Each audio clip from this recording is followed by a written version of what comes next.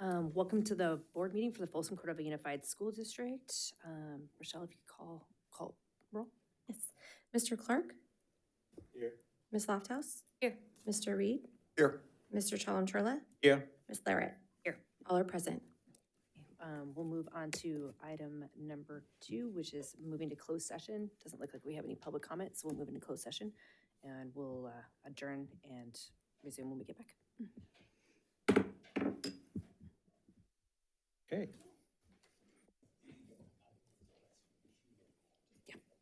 Yep, perfect, thank you. All right, we call to order the meeting of the Folsom Cordova Unified School District Board meeting on January 15th, 2006. Ms. Rochelle, if you could call roll call. Yes. Ms. Luong? Here. Ms. Lopez-Petralca? Here. Mr. Clark? Here. Ms. Lofthouse? Here. Mr. Reed? Here. Mr. Chalem-Chorla? Here. Ms. Larrett? Here. All are present. Okay, we'll move on to item B, and we will start with our land acknowledgement. Sorry, our rules switched. As the Folsom Cordova Unified School District, we acknowledge that our administrative facilities and schools occupy the unceded territory of the Nishinan and Miwok, the original people of the skies, land, and waters where we work and learn. We also recognize the presence and ancestral stewardship of the Nishinan ancestral tribes, the Esto, Notomuse, Nisim, Pawanan to the north. And the Miwok ancestral tribes and the Amakumne, the Consumne, Hopumne, and Makulnume to the south along the Great Sacramento River system since time immemorial. We understand that this land upon which our institutions are built was once flourishing with the natural resources and sustained by the ancestral knowledge and practices of these indigenous people. We acknowledge the injustices of colonialism and attempted genocide that have impacted these communities and recognize the resilience of their descendants who continue to thrive today. In our daily endeavors of teaching, learning, leadership, and community engagement, we commit to supporting, respecting, and honoring their culture, traditions, and lifeways. We pledge to work together for the evolving vision of the Miwok and the Nisyan, especially all future generations. Thank you. Okay, we will now be led in the Pledge of Allegiance by Haditha, who is a student from Mitchell Middle School.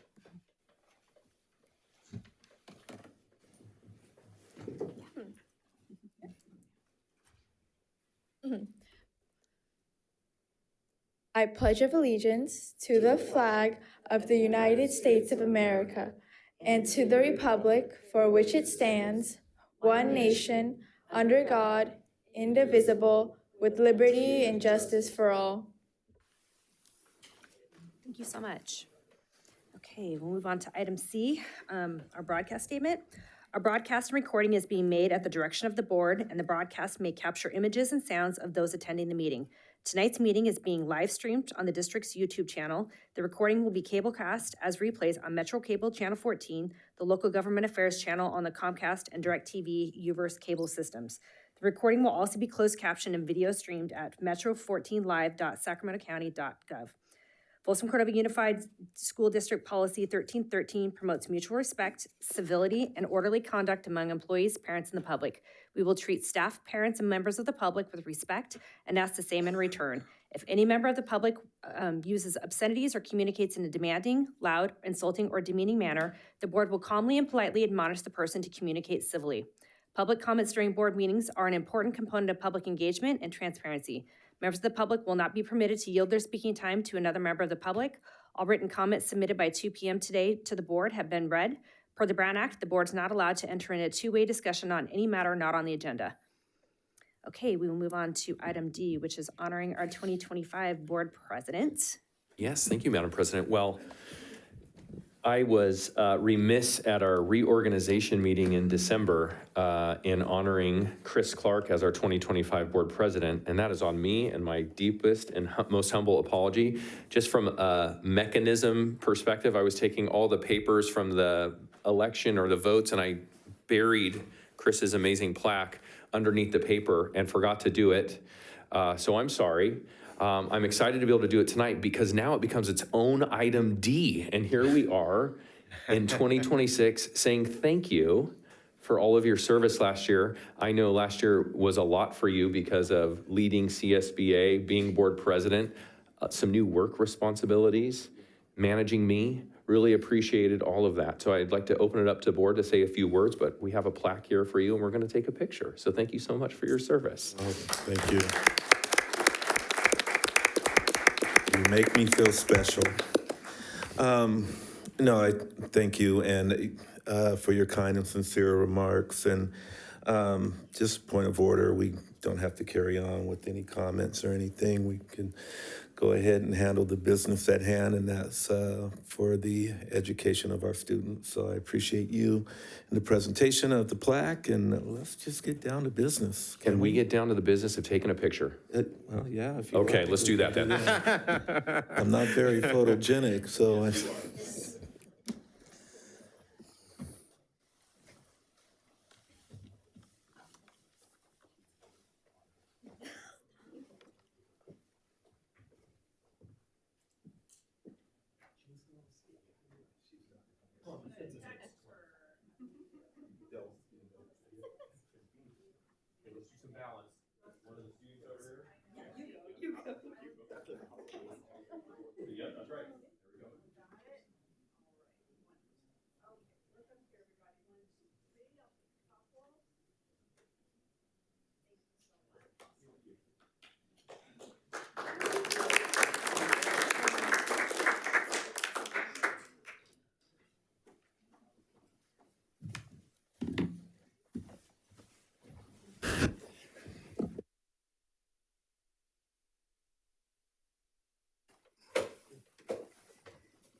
Thank you again, Mr. Clark, for your service. We appreciate you as your board members. Okay, we move on to item E, which is Secondary School Spotlight, W.E. Mitchell Middle School. Let's go. Yeah, we can start. Hey, Ian's up there.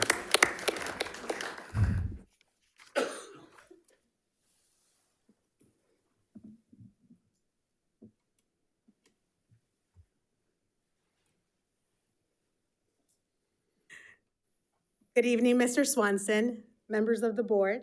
I'm Sandra Garcia, proud principal of Mitchell Middle School.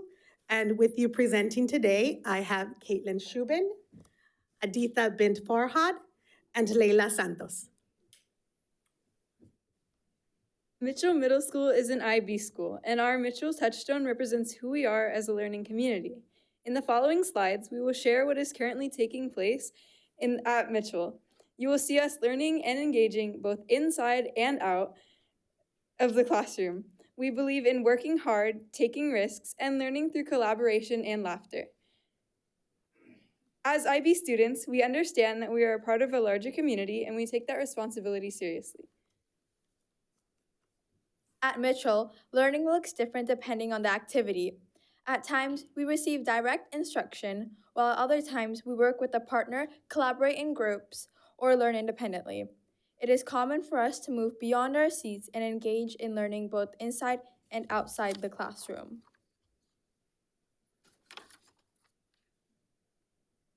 Each semester, we begin by completing a data chat form that helps us set goals, track our progress, and build self-management skills. Since we have just started our second semester, this process will begin again toward the end of January. This year, we are working to increase our mathematics state test scores, continue making progress in English language arts, and increase the number of students who report having an adult at school who cares about them. This is the first year Mitchell has a full-time drama teacher, made possible through the Arts and Music in Schools funding. These courses have expanded opportunities for students to participate in performing arts. We are currently preparing for our musical production of Cinderella. Our intermediate drama students will be attending a field trip on Friday, January 30th to the Harris Center for the Arts to see the production of Bye Bye Birdie. Performing arts at Mitchell also include choir, band, and orchestra. We invite you to join us on Tuesday, January 20th for our winter band concert at Cordova High School Performing Arts Center. and on Wednesday for our winter orchestra concert. As a part of our visual arts program, we are excited to start using new equipment. One of our classrooms was recently renovated to create a safe space for a kiln, along with shelves that are ready to be installed. At Mitchell, we also receive weekly updates through the Marauder News Network, produced by our media arts class.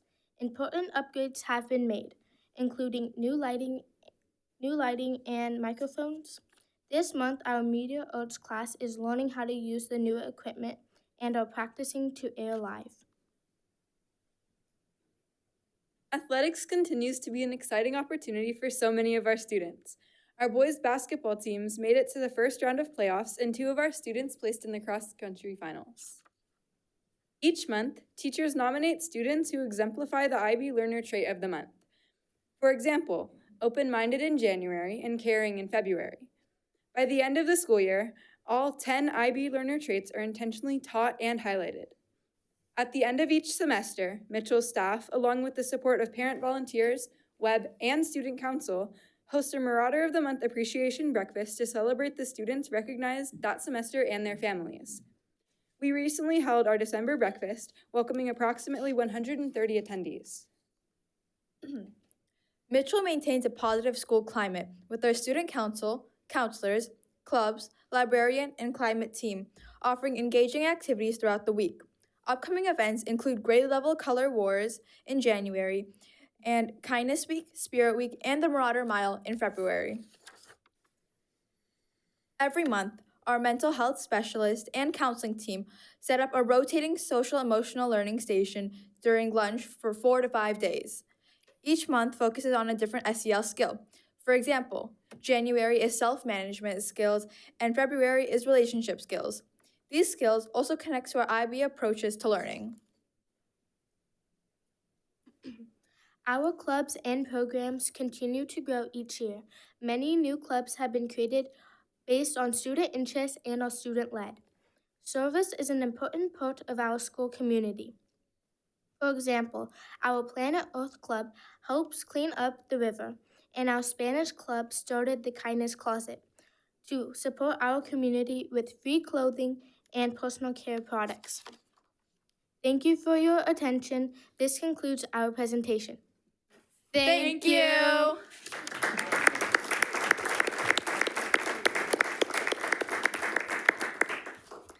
Well done. Thank you so much. Any questions from the board for our students?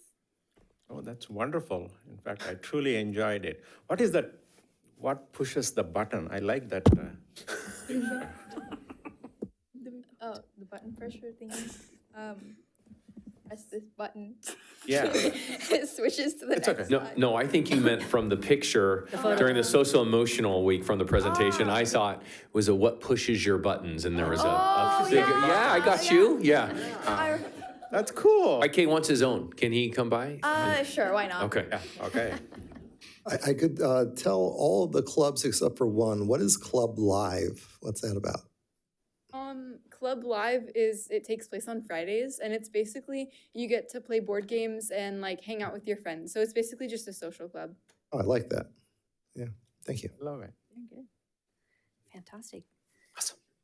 You guys want to take a picture with us? We would love to take a picture with you. Yeah. Fantastic. Yeah.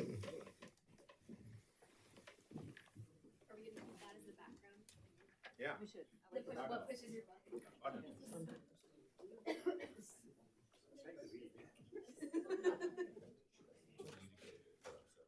Thanks.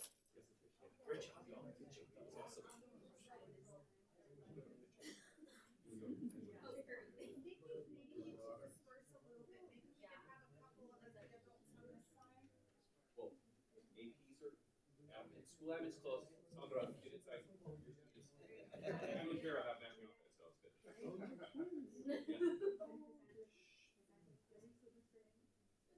Oh, There you are. You were hiding. oh, look at that. Oh, yeah, you're all That's right. it. Nice. Oh, yeah.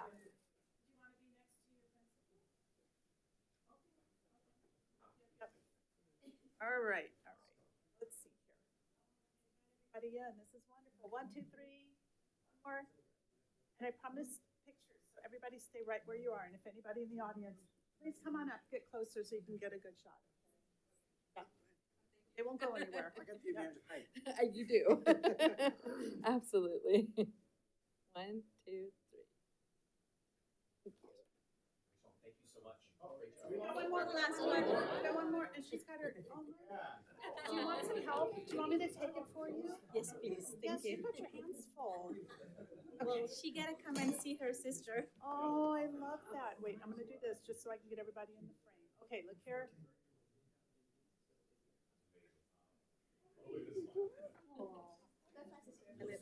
She's your future student, aren't you?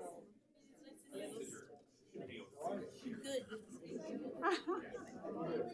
The Sacramento Swansea Foundation, a little update. Come by.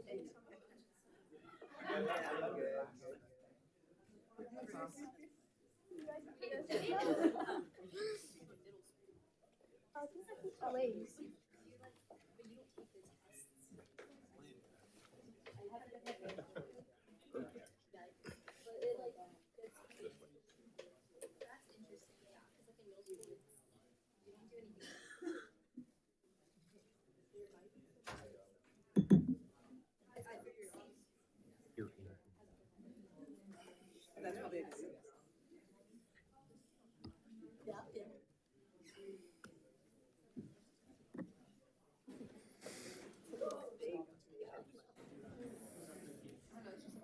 It's called the middle years program. Oh, there we go. All right, we will move on to item 5, reporting out of closed session. Mr. Swanson? Nothing to report. Okay, we will move on to item 6, adoption of agenda motion. I think there's a couple things to pull. Can we pull the student? This is just the agenda though, right? Oh, just kidding. You're good. Yeah. I'll make a move to adopt the agenda as is. Second, Evelyn. Sorry, it's hard to tell you guys apart. Thank you. Moved by Mr. Chalem-Materla and second by Ms. Eveline. Ms. Luong? Aye. Ms. Lopez Petracca? Aye. Mr. Clark? Aye. Ms. Lofthouse? Aye. Mr. Reed? Aye. Mr. Chalem-Churla? Aye. Ms. Larrett? Aye. Motion carries 5-0. We'll move on to item 7, agenda consent. We have several items that have asked to be pulled from the public.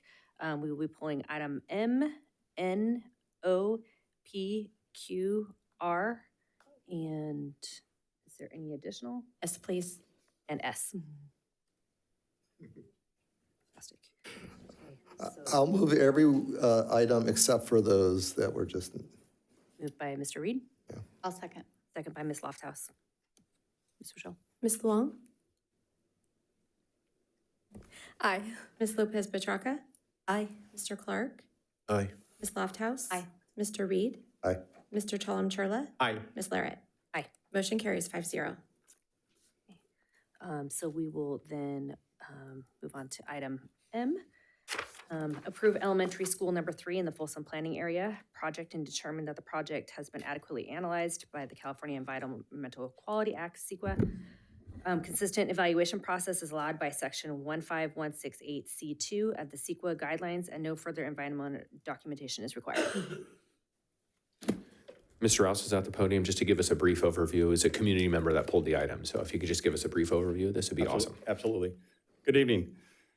So the district retained E-Corp Corporation to do an analysis of the environmental requirements for this new school and the property around there that we're going to be putting the school on. And part of their analysis and their assessment, it turns out that, or they discovered that within the City of Folsom main master plan, their specific plan, that we were able to utilize their CEQA plan that was approved by the city, and it met a lot of the requirements for building the new school in that area. So with that, we're bringing the recommendation forward to just basically take their recommendations, utilize the master plan from the city of Folsom, and move forward. Thank you, sir. Questions from the board? Yeah, I have a question. So why not do another EIR Or is it because we're under the city's checklist or what? Correct. Yeah, and there's cost savings for that, and we're basically duplicating the same efforts that the city has already performed within their master plan. Okay, how long ago was that environmental impact report done? Through the city? Late 90s, Okay. 25 years ago, 30 years ago. And that's typical. Is it? If it's already done within a master plan, you don't want to spend the taxpayer dollars to duplicate the efforts that's already been done. And we piggyback on top of the city's approved plan. Okay, thank you. Any public comment? Yes. Earl Smith?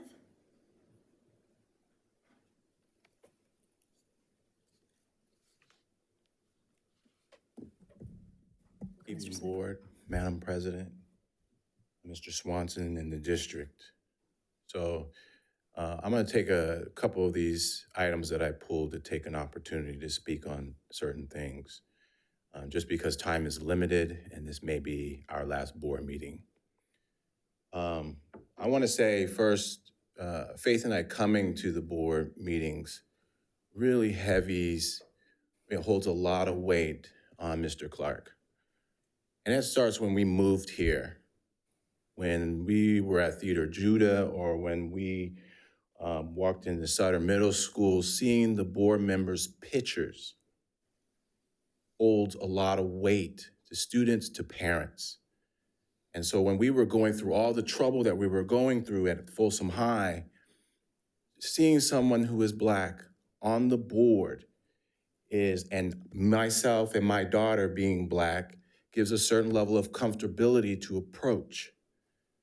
I also want to say that, Mr. Clark, your welcomeness to us really eased the fear of Faith coming up here, because that first time she spoke, she was really, really shaking. She's a shy girl.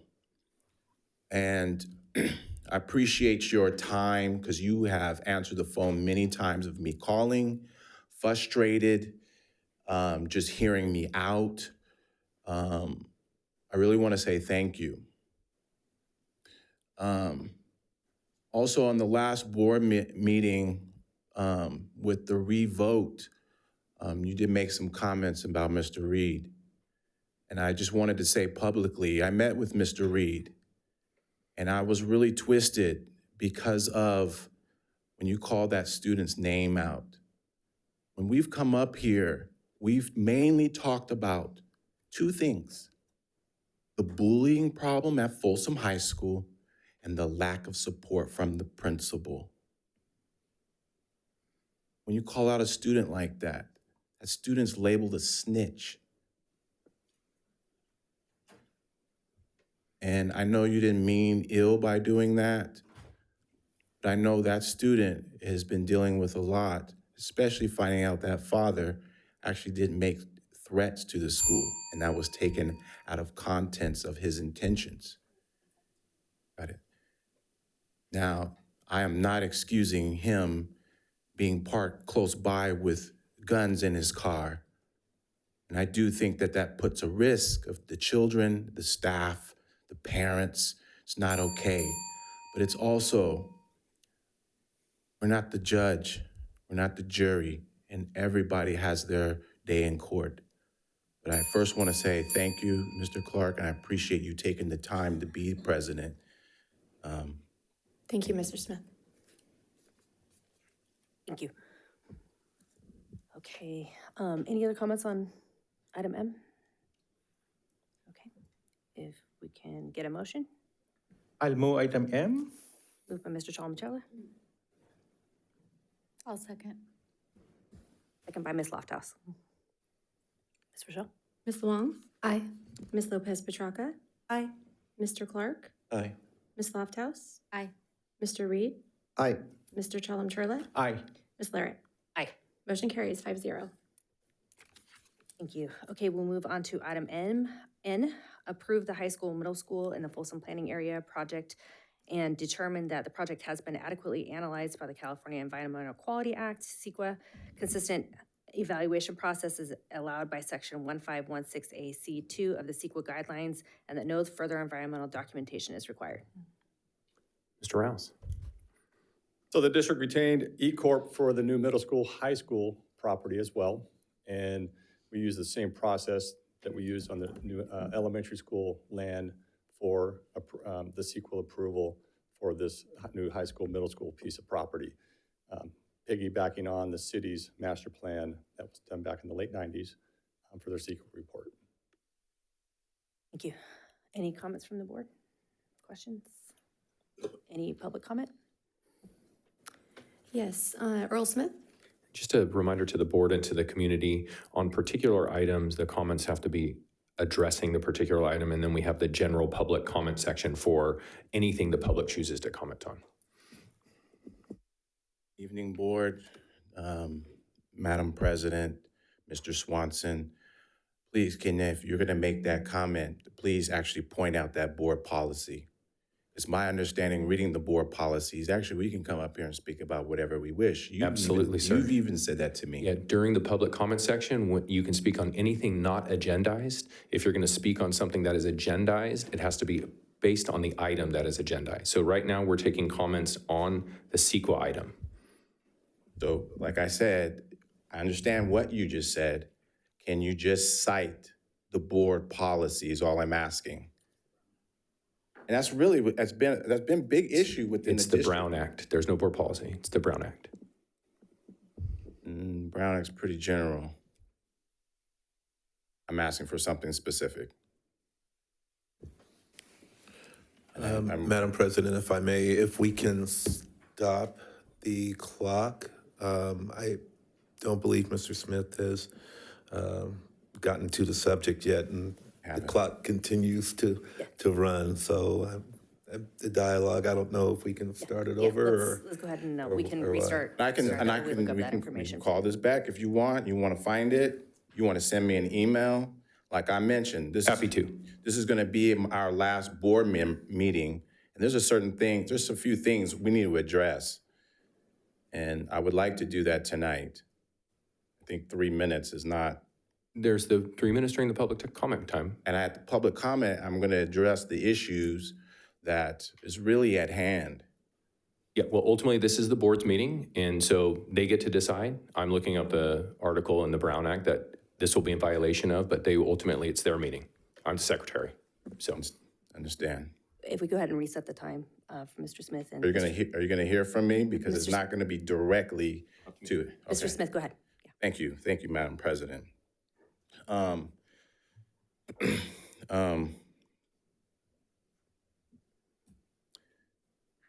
wanted to say in reference to this as myself, because a lot of people have made comments to me outside of the board meetings, just understanding why I would come every week and say the things that I have said. I was abused as a child, every way except for sexually. Heavily abused. So that comes to the point where other people have gone through traumatic experience. I can see it in their eyes. Mr. Clark, you had made something mentioned like a month ago, and you talked about your father. And I knew right away your father was military because my dad was in the Army. Used to get beat by him. So this shows of how far I will go of coming every board meeting to fight for children, because I know what it's like to be silenced and not have a voice, to feel that your parents won't defend for you. I recently found out that there's students in the jazz band who are watching the board meetings. They're afraid to come forward, and finding out certain things that Faith has experienced and seen is still going on. Give an example of $1,800 to go to a field trip, and if you don't, that student don't pay, whether he can afford it or not. But if he don't pay, then the verbiage is there will be consequences, but not knowing what those consequences are. So, Ms. Lofthouse, when we met and we talked about 4th and 5th grade, and you said you were at that last seat in the music class. I saw that pain in your eyes. It wasn't fair. If I was around then, I would fight for you too. Because those leave lasting scars in children. Makes me wonder if certain things of trying to prevent math or so forth is really sparked in being not strong enough and not having the support when you didn't have the ability to play the instrument as good as the next person next to you. And thus, every week for 2 years, you're being publicly punished in front of your peers. How painful. I'm sorry that happened to you. Thank you, Mr. Smith. Okay, if we can get a motion for item N. I'll move. I'll second. Moved by Ms. Lofthouse, second by Mr. Clark. Ms. Rochelle? Ms. Wong? Aye. Ms. Lopez Petracca? Aye. Mr. Clark? Aye. Ms. Lofthouse? Aye. Mr. Reed? Aye. Mr. Chalem-Churla? Aye. Ms. Larrett? Aye. Motion carries 5-0. All right, moving on to item O, which is approve expulsion reentry recommendation case. And just as a reminder for our students to abstain. I know we had a member of the public pull this as well. Yes. Mr. Smith, did you have a comment on this? O? Item O, it's student expulsion reentry.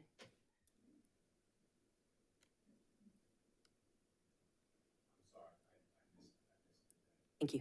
Okay, fantastic. All right, if we can get a motion. I'll move item O. Motion by Mr. Chalem-Churla, I'll second. second by Ms. Lofthouse. Ms. Rochelle? Ms. Wong? Abstain. Ms. Lopez Petracca? Abstained. Mr. Clark? Aye. Ms. Lofthouse? Aye. Mr. Reed? Aye. Mr. Chalem-Churla? Aye. Ms. Larrett? Aye. Motion carries 5-0. Thank you. Okay, moving on to item P, which is approve the 2024-2025 School Accountability Report Cards, the SARC. These are the school accountability report cards. This is a yearly item. Elena Cabrera is here to answer any questions from the board, but you can see in the rationale, we're required by state law to publish these report cards, and those were all attached as this item for all the schools. Any questions from the board? What is it? What is the SARC? Demographic data, achievement data. Okay, okay. As the title indicates, it's a report card, and much of the information reflects a report on the past year, so credential information, as our superintendent indicated, some data, some facilities, things like adoption of curriculum, as it reflects individually for all of our schools. Mm-hmm. Thank you. Other questions? Okay, any public comment? Earl Smith?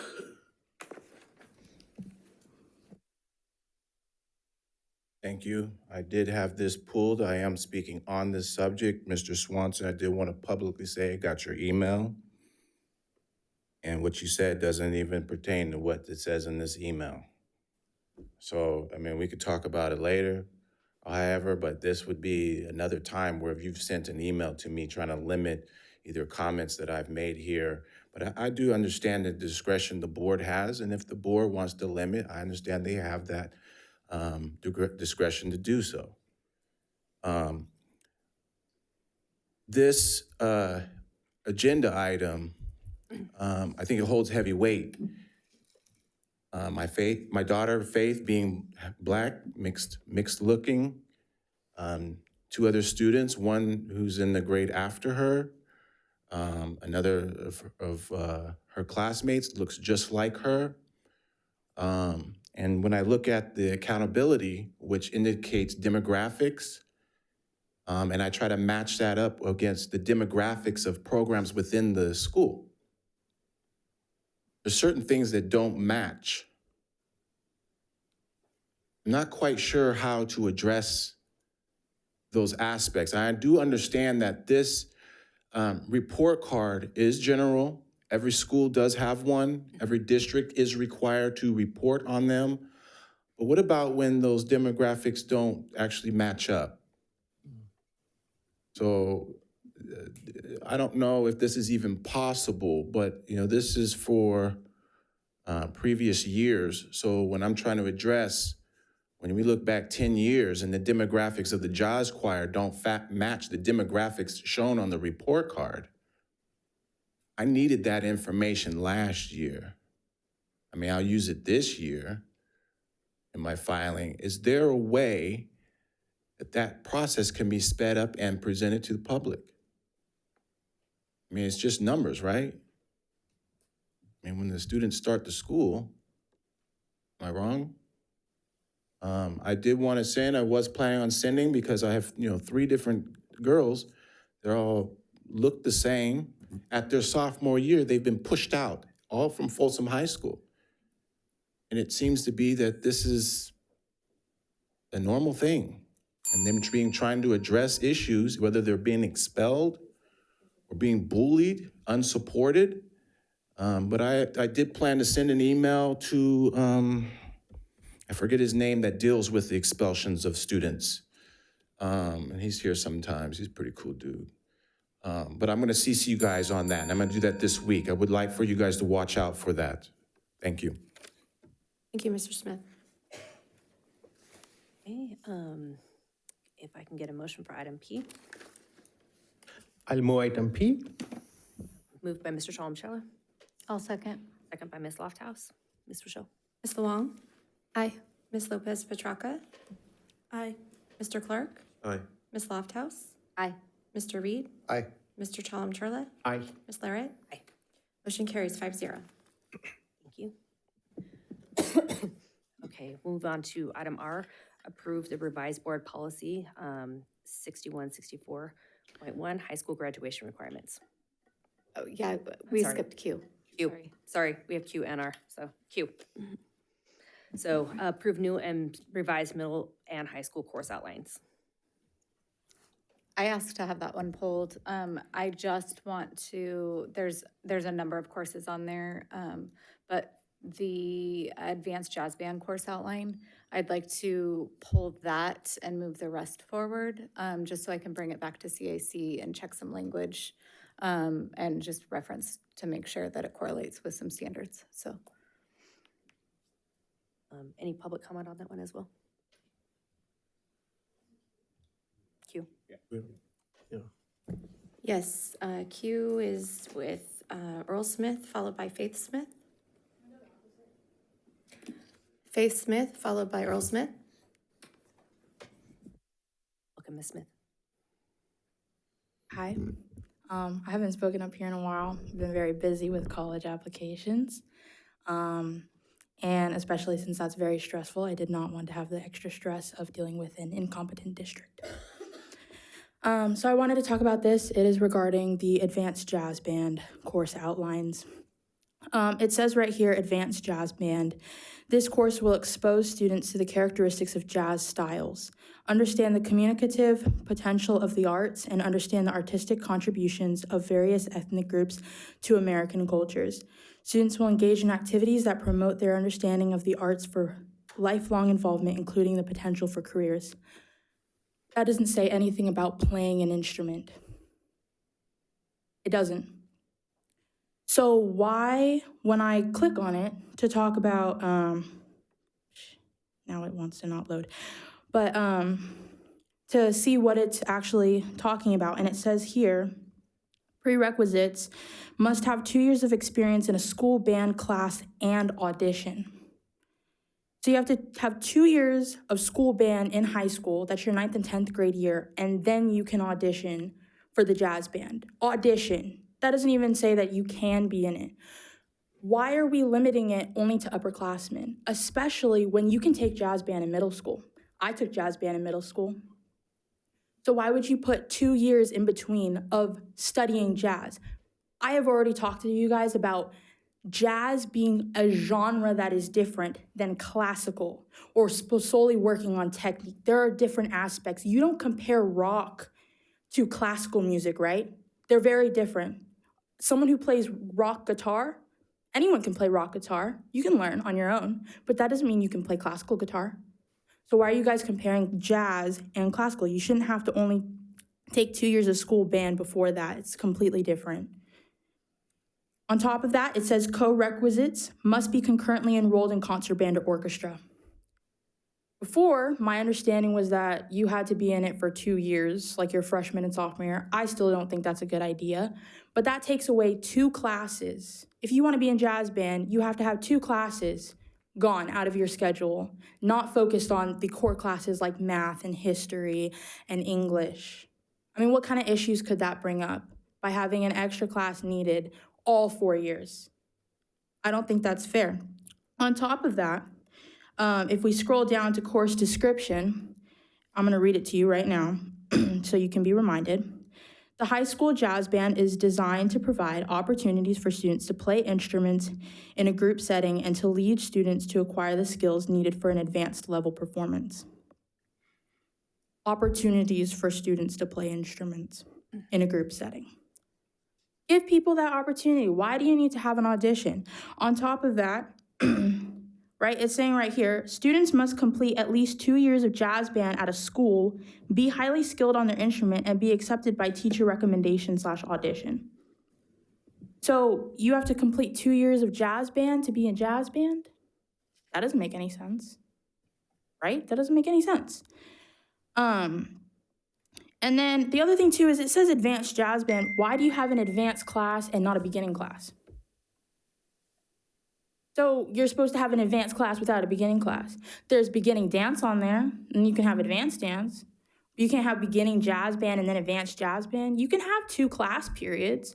There's multiple teachers there right now. There's the assistant teacher who's teaching the C band. Why can't you have 2 classes simultaneously?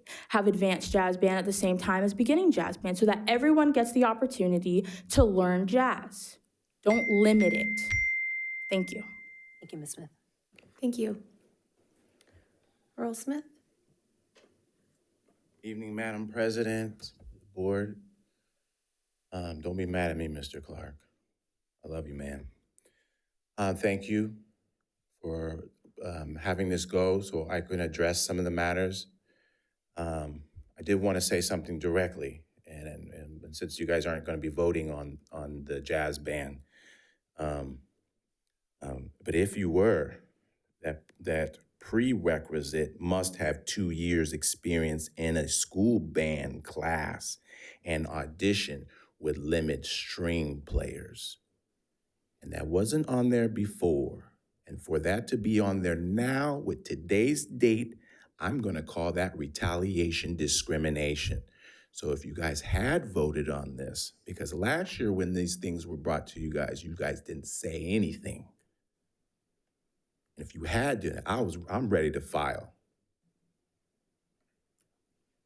It breaks my heart to share with you guys about me being abused. It breaks my heart to see the children being twisted mentally, being afraid. And when I say twisted, meaning they're going to try to stand loyal to the teacher because they want to be in the A band so they can go on the special field trips. I would like to see if a student has been in jazz band for 1 year and is a senior, in an audition, the senior gets priority in the seat. So at least the senior can get 1 year of opportunity to be in the advanced jazz band. Now, I sent you guys an email with the framework from the CDE. It explains right there how you actually measure advanced. That means when Faith went over to Folsom Lake College, it was in the chamber choir, which was the jazz choir. When she was in ARC at the jazz choir there, the jazz band, the jazz comma, this is what I was talking about, Mr. Swanson, when I sent you that email in the beginning of the school year. Based on the standards, she had a right to be in there. And an audition on this is irrelevant because she had already shown the standard skills at the college level, and the CDE says that you mark that student as advanced. So she was entitled to the class. Not, oh, please let me have the class. No, she was entitled to the class. Like she's entitled to have a high standard of instruction in the community she's from. Remember, I moved here because my mom was here. My mom did middle school in Sacramento, half of high school. My mom was born in Hunters Point, Bay Area. We're Northern California people. Thank you, Mr. Just Smith. because I'm wearing the Southern hat. Thank you, Mr. Smith. If I can get a motion for item R, removing the jazz band class at this time. I'll move. I'll second. Moved by Ms. Lofthouse, second by Mr. Clark. Rochelle? Ms. Long? Aye. Ms. Lopez Petracca? Aye. Mr. Clark? Aye. Ms. Lofthouse? Aye. Mr. Reed? Aye. Mr. Chalem-Churla? Aye. Ms. Larrett? Aye. Motion carries 5-0. Moving on to item R, approve revised board policy BP 61461, high school graduation requirements. For Q? Oh my goodness, I'm so sorry. We have another public comment for Q. Item Q. We can do a post comment on that. Fantastic. Nicole Heine, please. Sorry about that. I was finding it buried in there. So there's lots of supporting documents on Q, right? What I come to speak about tonight is the concurrent enrollment list. These are the ones that post your high school transcript that you can take in the Los Rios district, right? And then we're looking at it, and the only math class we have on there is Calc 3. And I just wondered if we could get some information why only Calc 3 is there. You probably don't know what's going on at Folsom High this last 2 weeks, but one of our teachers might not be coming back, and they moved all their classes around, except they couldn't figure out how to take BC Calculus into another class. So all those students were asked to move to 0 period, and or given the choice of going online somewhere or trying to take something else. So there were a lot of questions with the students while we were trying to figure out how to help them have a successful end to this year of calculus. It's Calc 2 that they're taking basically. I don't know that we gave them all the right answers because after I saw that this week. Anyway, so I guess I'm wondering, who do I talk to about finding out why we only have Calc 3, okay? And then after all the things we've talked about with math, right? It seems like we might be missing a couple math classes there that we should offer the opportunity to go have this concurrent enrollment where it shows up on their high school transcript. But I now know who to talk to, and thank you for your time. Thank you, Ms. Heine. Thank you. I just want to say real quick, I pointed at Jim, so Jim, make sure to connect with Nicole. Thanks. Thank you. Okay, I've been very excited to get to item R apparently like 3 times, so it's on me. It's on me, guys, sorry. Okay, so we will now move on to item R, approve revised board policy BP 6146-1, high school graduation requirements. Yeah, we have 2 updates to our graduation requirements, ethnic studies as well as financial literacy. And so I know I've talked to each of the board members about those, but I believe we pulled this because there's a public comment. Clifton Castro? All right, good evening, board. My name is Cliff Castro, and I teach economics and AP government at Folsom High School. And just in the interest of time, I just want to make my point just really clear. And my main point is this. I hope that we can all agree that one of our core missions in Folsom Cordova is that our graduates become knowledgeable, critical thinking, and informed voters. I am concerned that some of these proposed graduation requirements, specifically the changes to personal finance and economics, are not completely aligned with that mission. In the new graduation requirements, we have added personal finance as a mandatory class, which I believe is a state directive, which is actually amazing. Probably should have always been a requirement. My concern comes from the language stating that students who take personal finance may be exempt from economics, which seems to read, if I'm reading it correctly, a death sentence to economics as a course of study in this district. This is concerning for a couple reasons.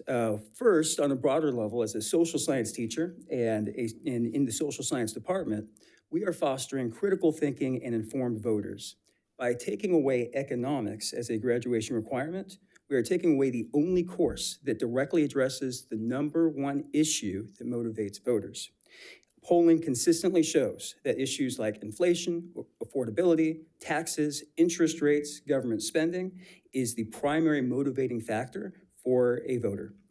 Removing economics as a graduation requirement removes the one class that helps students actually understand the context around these issues. Second, quite honestly, is from a professional standpoint, the communication around these changes, I think, have a little room for improvement. A change to the graduation requirement is obviously a huge deal, even if it's state mandated. And just to be honest, learning about the change as far as I'm reading it, and seeing that a course that you've been teaching for over a decade is most likely going to be irrelevant over the next couple of years is probably not the way to find that out. So I understand that these changes are mainly mandated at the state level, but as far as what I can see, I don't see anything saying that economics has to be removed as a graduation requirement. My hope is that as a district, we set expectations above the state minimum and remain committed to graduating the most informed voters in our area. All right, I'm done. Thank you. Thank you. Comments from the board? I just had a question. He was commenting that if students take like a class like personal business finance, they would be ineligible for an economics class. Is that correct? What does that mean? Not ineligible, but as the state is currently stating, and correct me if I'm wrong, they may opt out of taking economics because there's going to be a period of time where economics is as it stands, plus the students coming in could take personal finance at a younger grade level than 12th grade, because economics is currently a 12th grade class. Okay. And I think that my comment as a history social science teacher, I 100% agree with putting out the best voters, the most educated voters. So I would not take this as the district is getting rid of anything at this point. I know we're at a beginning stages of rolling out the state mandate in putting personal finance as a graduation requirement, but because it's so early on, it hasn't been discussed, nor is there even a full curriculum for that course yet. So I think we're in that, and I think that we have probably some great volunteers that can be a part of maybe creating an even more amazing class that combines both of those ideas too, so.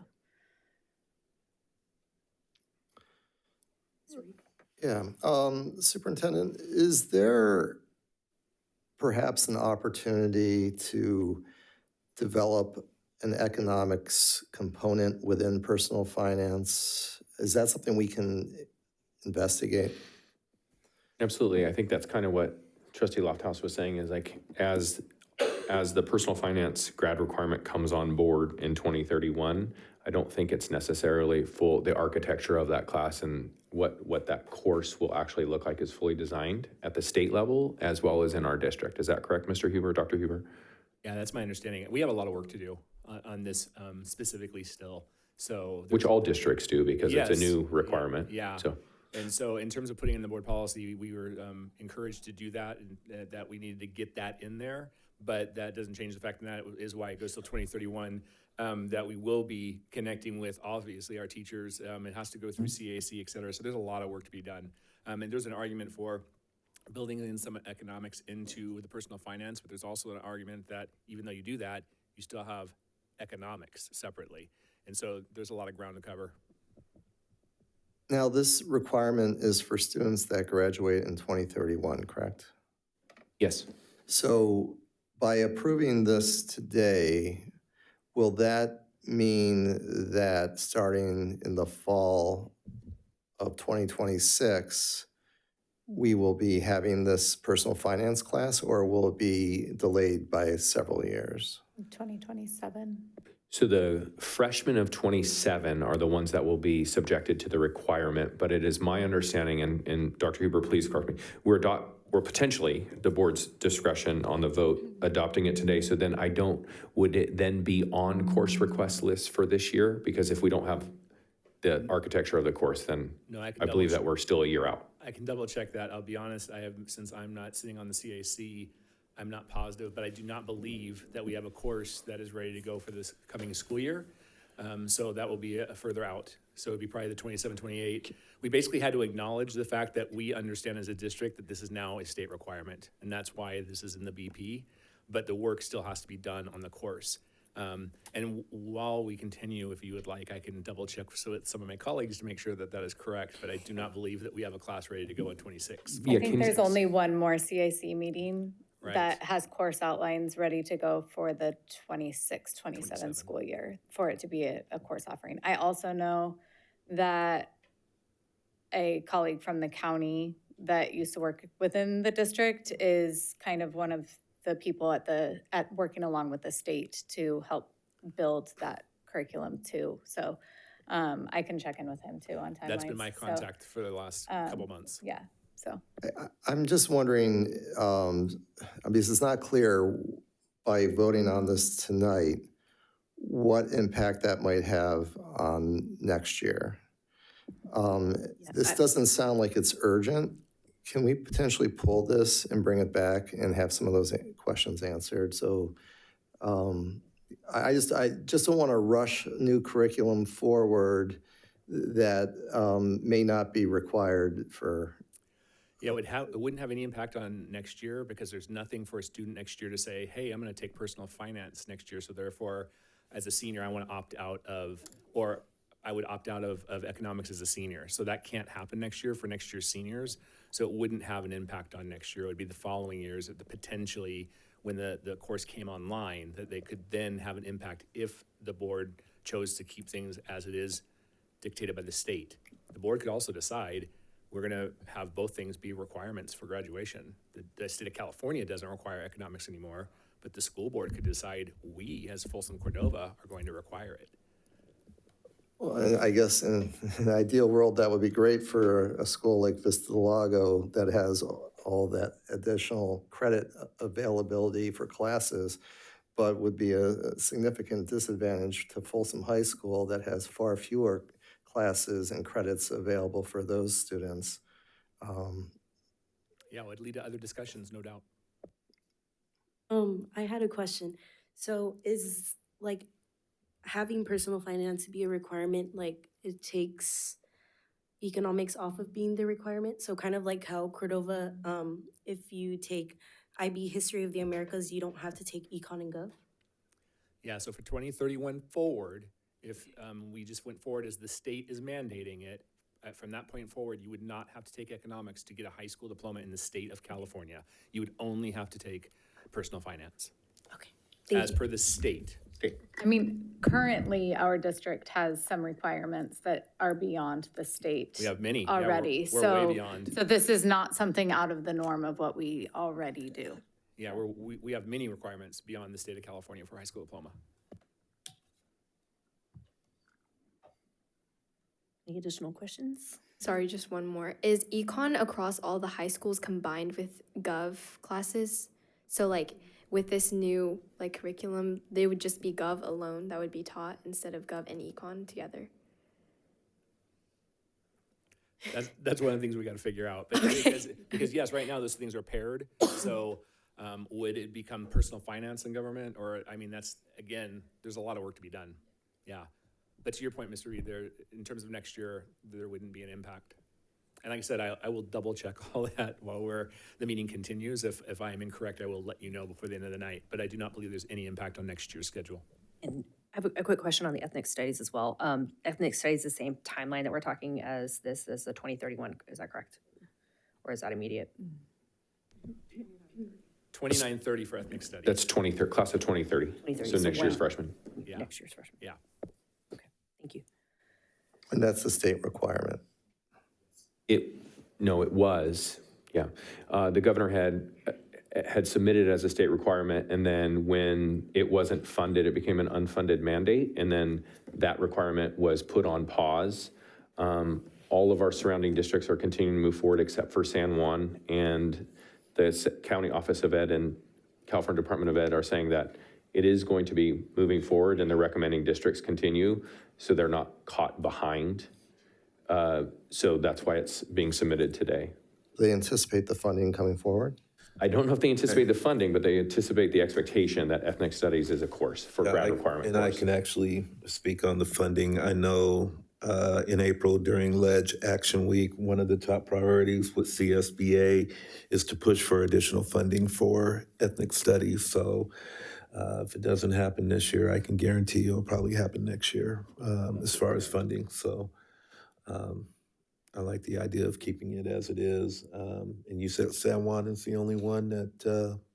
Yeah, it is our understanding, and they were on board and then at some point pushed pause as well. Well, they can pause. I think we should move forward along with our other neighboring districts. So. Superintendent Swanson, a question.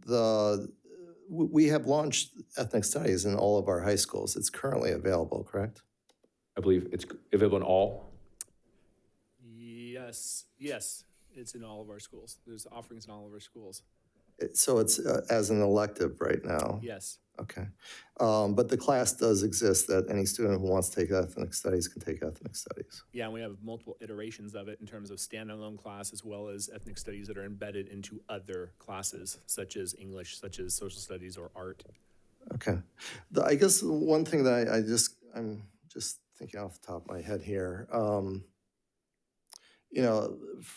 as long as I've been on the school board, I've lamented, and I've heard other people lament, including administrators and other, my colleagues and the public and the parents, about state mandates and how we have no control because the state's mandating something.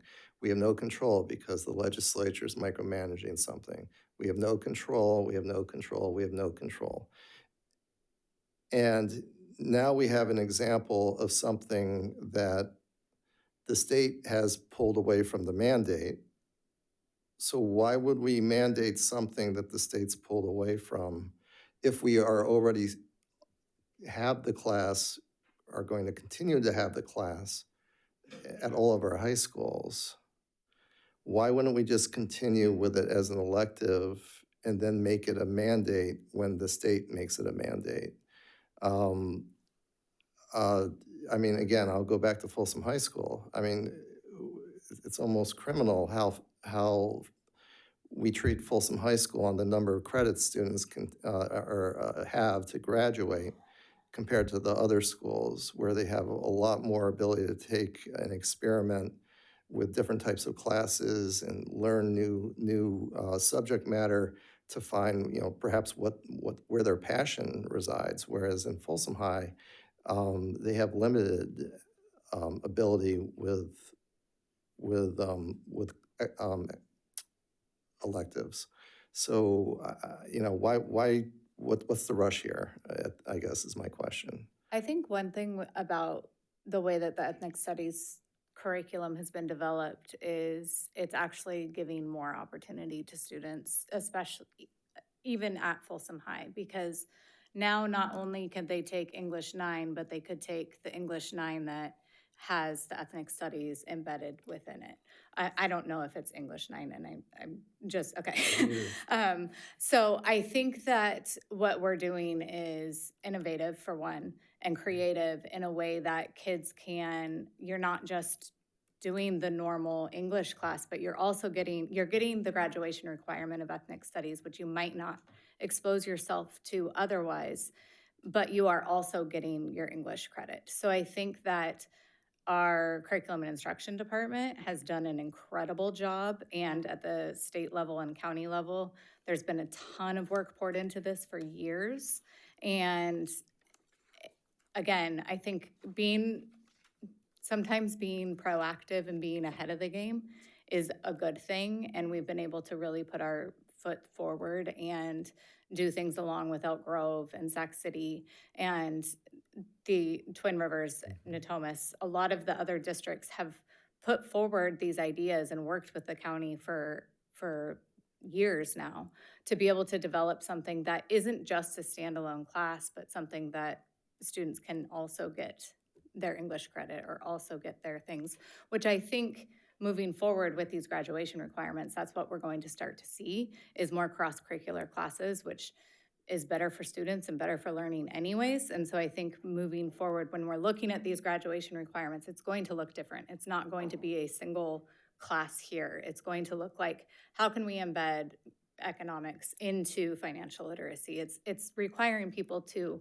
think outside the box and do things in a way that actually looks like life, because you're not just ever going to just go and do straight economics. That's going to be across the board. You're never going to do just an English class in life. And so I think that when we're moving forward and we're looking at these, that's the way we're going to have to start looking at these requirements, is how can we combine them and how can we learn in multiple ways in a single class that used to be just English 9.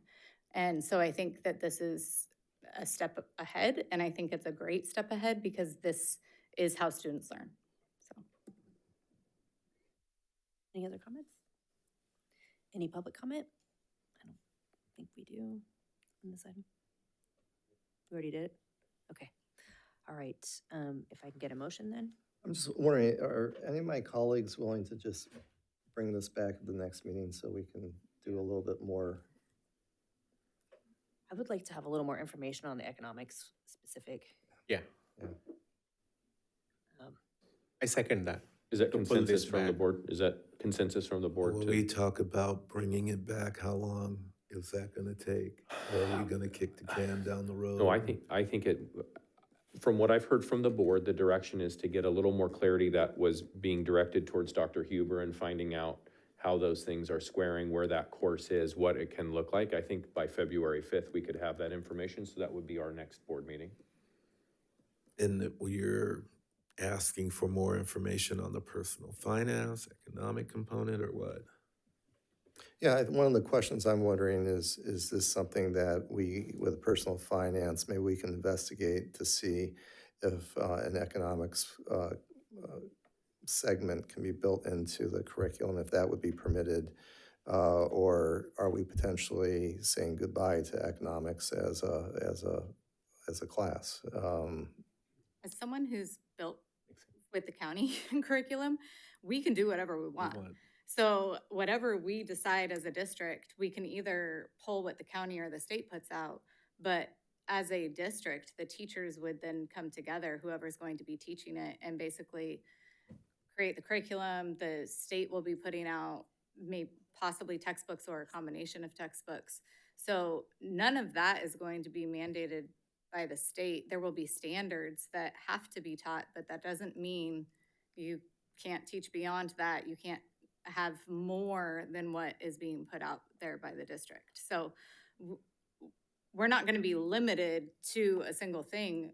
As the school board, we vote in those course outlines. We decide what, at the end of the day, we could, as a board, say, we want this personal finance class, but the personal finance needs to have these standards from economics embedded into that class.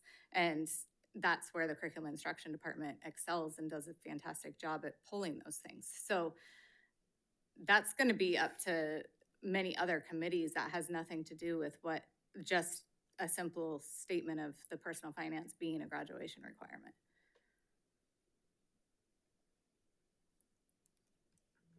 I think we should just go ahead and vote on it.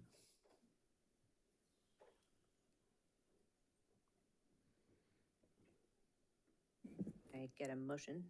I'll move. Moved by Mr. Clark, I'll second. second by Ms. Lofthouse. Ms. Rochelle? Ms. Wong? Aye. Ms. Lopez Petracca? Aye. Mr. Clark? Aye. Ms. Lofthouse? Aye. Mr. Reed? No. Mr. Chalem-Chorleh? No. The no is only because we want to understand more. That's all. It is important. You know, it's not blindly putting it yes or no. That's the only reason I'm putting it for next meeting. It's a no. Ms. Larrett? No. Motion fails. So I'm just taking direction from the board. What I've heard is that we'll get more information to the board and bring this to the February 5th board meeting for consideration. Please. Okay. Thank you. Okay, did we pull item S? Yes, we did. Thank you. Okay, moving on to item S, approve revised board policies 51161, intra-district open enrollment, and BP 5117, intra-district attendance. Mr. Swanson? Yeah, this is, these policies we've been working on for, gosh, Trustee Reed, about a year, right? A little less than a year. 11 months. The genesis of this conversation was from last spring when, as we all know, we're blessed to be one of 10% of districts in the state of California that is growing in enrollment, but those present different challenges for a school district. While other districts in the state are trying to figure out how to cut and lay off folks and close schools, we're trying to figure out how to hire more people and build schools, right? And one of the things, until we do that, we have some schools that are overcrowded. And what we decided last year, I'm going to estimate, I think it was in March, was to freeze the inter-district transfers into Folsom High School as a school that was approaching its capacity. And Trustee Reed, and then we hosted a town hall at Folsom Middle, and Trustee Reed brought to the attention of the board and myself that it would be nice if we had policies that were more explicit around when we do that, rather than it feeling, I guess, and I don't want to put words in your mouth, Trustee Reed, but feeling like arbitrary. And so the goal of these policies is to use our facility, through our facilities teams, what are our enrollment like markers to then trigger what would be a school that was eligible for inter-district transfers and choice, or intra is the word, district transfers, and when students were not eligible. And that's what these policies are getting at. Trustee Reed, did I capture your idea well enough on that? Yeah, no, it's, and this really came from direction of the board, because we had to proactively stop the inter-district transfers at Folsom High because of the population. And the board felt that we would benefit from a revised, policies, both inter and intra-district policies, that created a new process that it would just be automatic when certain conditions were met, that as a matter of board policy, inter-district transfers would stop, and as a matter of board policy, if the school grows even larger, that intra-district transfers would stop. And obviously the reverse would take place too, when the enrollment would drop. That would allow for intra-district transfers. That would be the first that would be available, and as the enrollment drops further, then we would open it up for inter-district transfers. So, I think this came to at least, Kara, what do you think, four policy meetings? And we kept on tweaking it and refining the language, and I think we got to a place that we felt very comfortable. The administration felt very comfortable in being able to administer the changes to the policy, and this was the recommendation from the policy committee to the board for its formal adoption. And correct if I'm wrong, it won't technically right now change. I mean, it just formalizes what we've done at Folsom High and Vista del Lago. They both will qualify under the new policies for no inter-district transfers. But what will be the big difference is, we have some other schools in the district that are getting tight. And at some point, if we don't open up new facilities to alleviate the stress, it's entirely possible some other facilities might qualify for or automatically be implicated in these policies and stop inter-district transfers there as well. Any other comments from the board? Nope. Public comment? Yes. Earl Smith?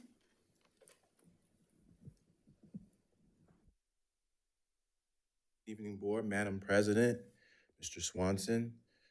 I would respectfully request you guys consider this within a student who does want to do an inter-district transfer when there's only one jazz choir, Folsom High School.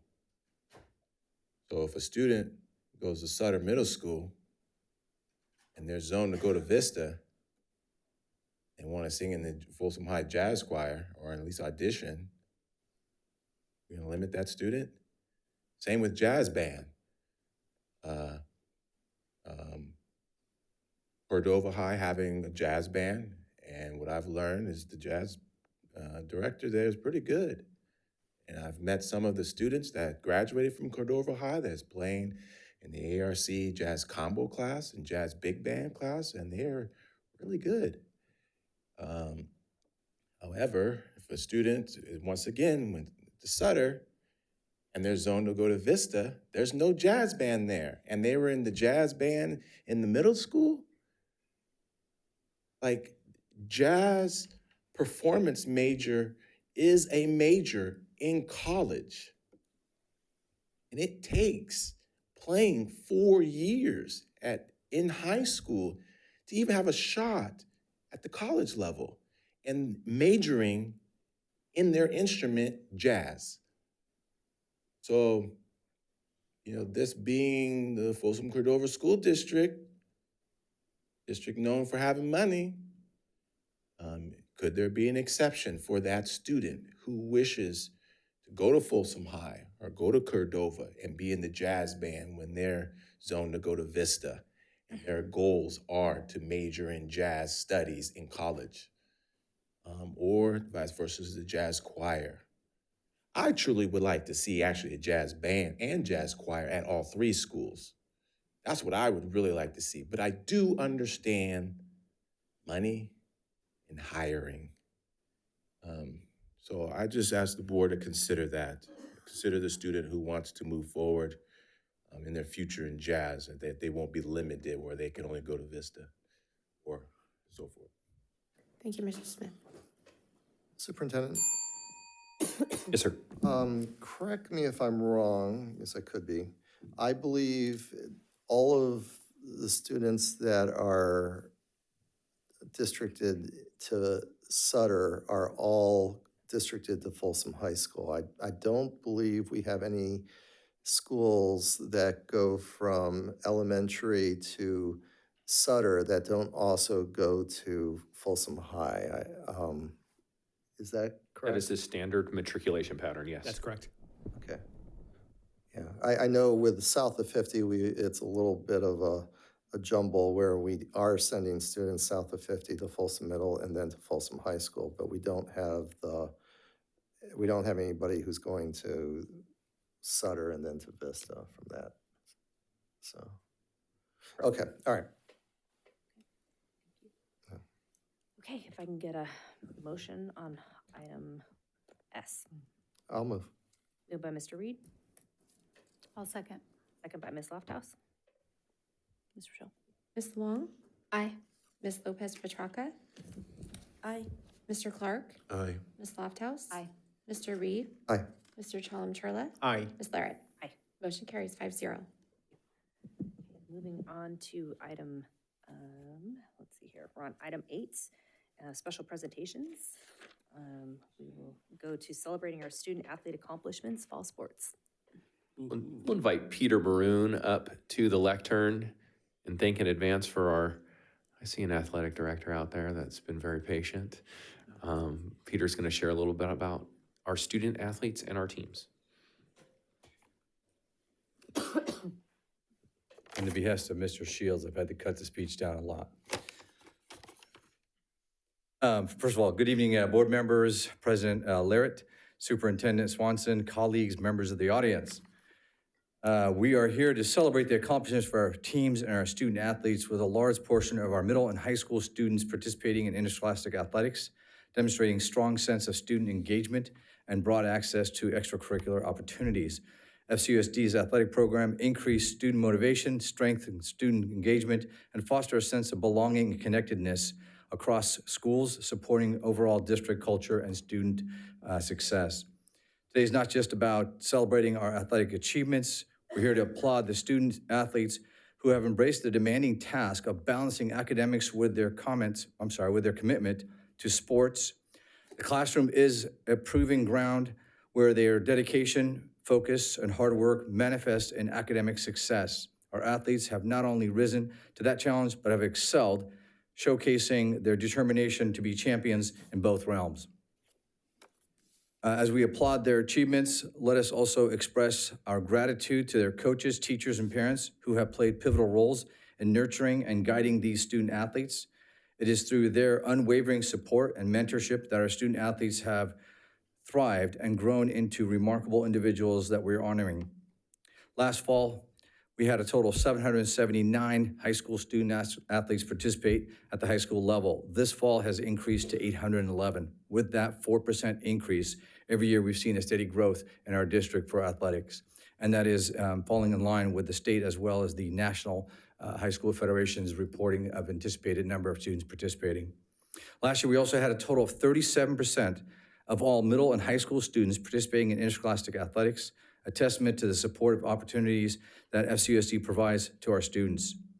As a sample of that accomplishment, this fall sports, we'd like to honor Folsom High School's girls volleyball team and boys football team. I'd like to ask Ms. Finley to come up here and join me if she will.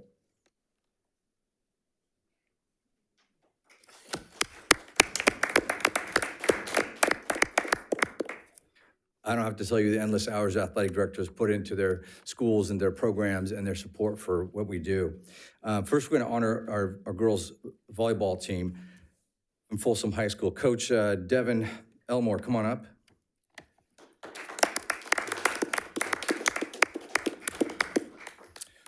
Folsom High girls varsity volleyball team won the CIF Sac Joaquin Division I Section Championship. This is a first in school history.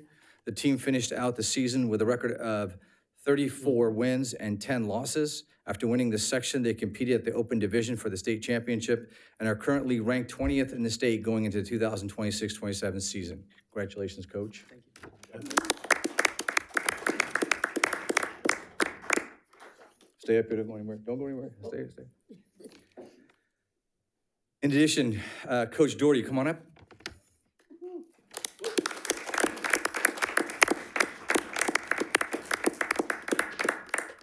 Our boys varsity team are the Sierra Foothill League champs, the Sac Joaquin Section Division I Section champs, the NorCal Division I Regional champs, and the CIF State Division I AA champs. This is the second state championship in 3 years and the school's sixth state championship. The Bulldogs have won 6 NorCal championships, 12 Sac Joaquin Section championships, and 10 SFL League championships. They are ranked number 7 going into the 2026-27 season. Congratulations, Coach Doherty. Hey.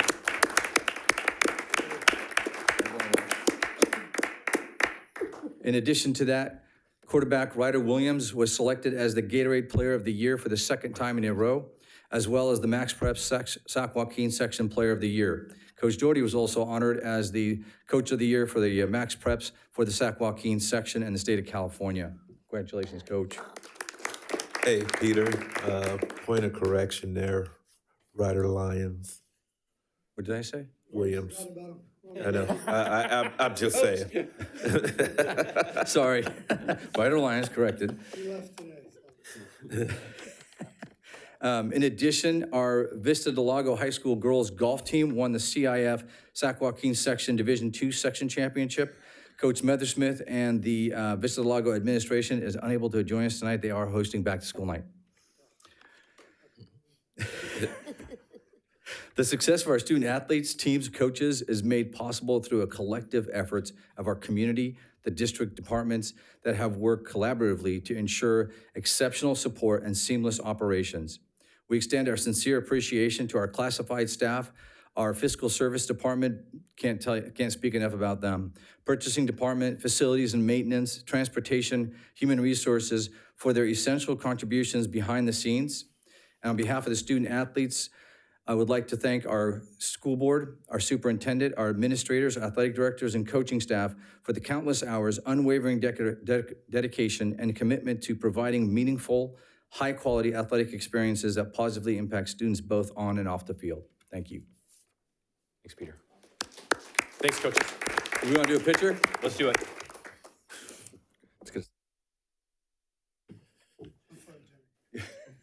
I see you took all the glasses off. Yes, sir. Yeah, you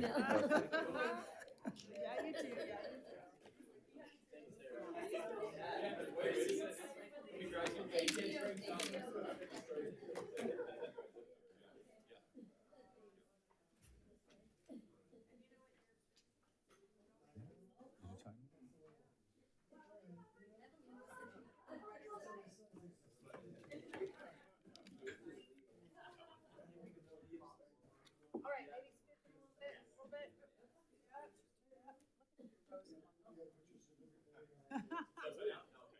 All right. Look here. 1, 2, 3. All right, very good. Anybody else want to take a picture? You got it? Okay, thank you so much. Congratulations. Thank you.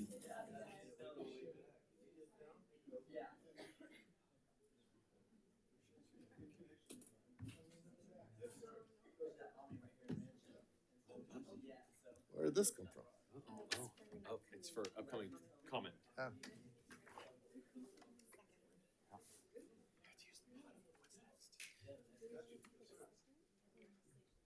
No, I'll just die.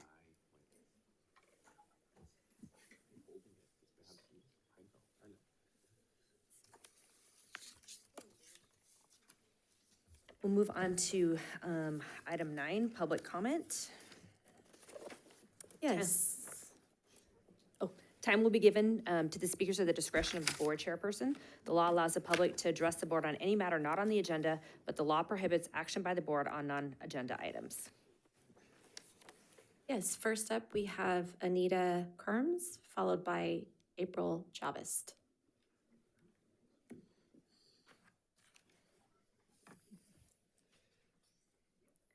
Welcome. Good evening, everyone. Thank you for having us, and Happy New Year to you. I think we can still say that, right? Yep. Gonna turn our focus on to our little kids for a minute. My name is Anita Kermis, and I am here tonight on behalf of, in support of the Sacramento Literacy Foundation. I volunteer with this organization because I strongly believe in their mission, which is to get all our kids reading. I think last time I was here in the spring, I talked about how I learned that from TK through third grade, we teach our kids how to read. So you're learning to read. And from fourth grade on, they're reading to learn. And that was really a light bulb for me at that moment. To that end, I was overjoyed when I saw and learned that you all passed a resolution, yay, in support and your commitment to literacy. So thank you for that. I'm learning so much during my volunteer time. And just this month, I started with Experience Corps and have been assigned to a local elementary school where I get 2 days a week, I get to spend some time with first, second, and third graders in helping them with reading fluency. And it's been a lot of fun.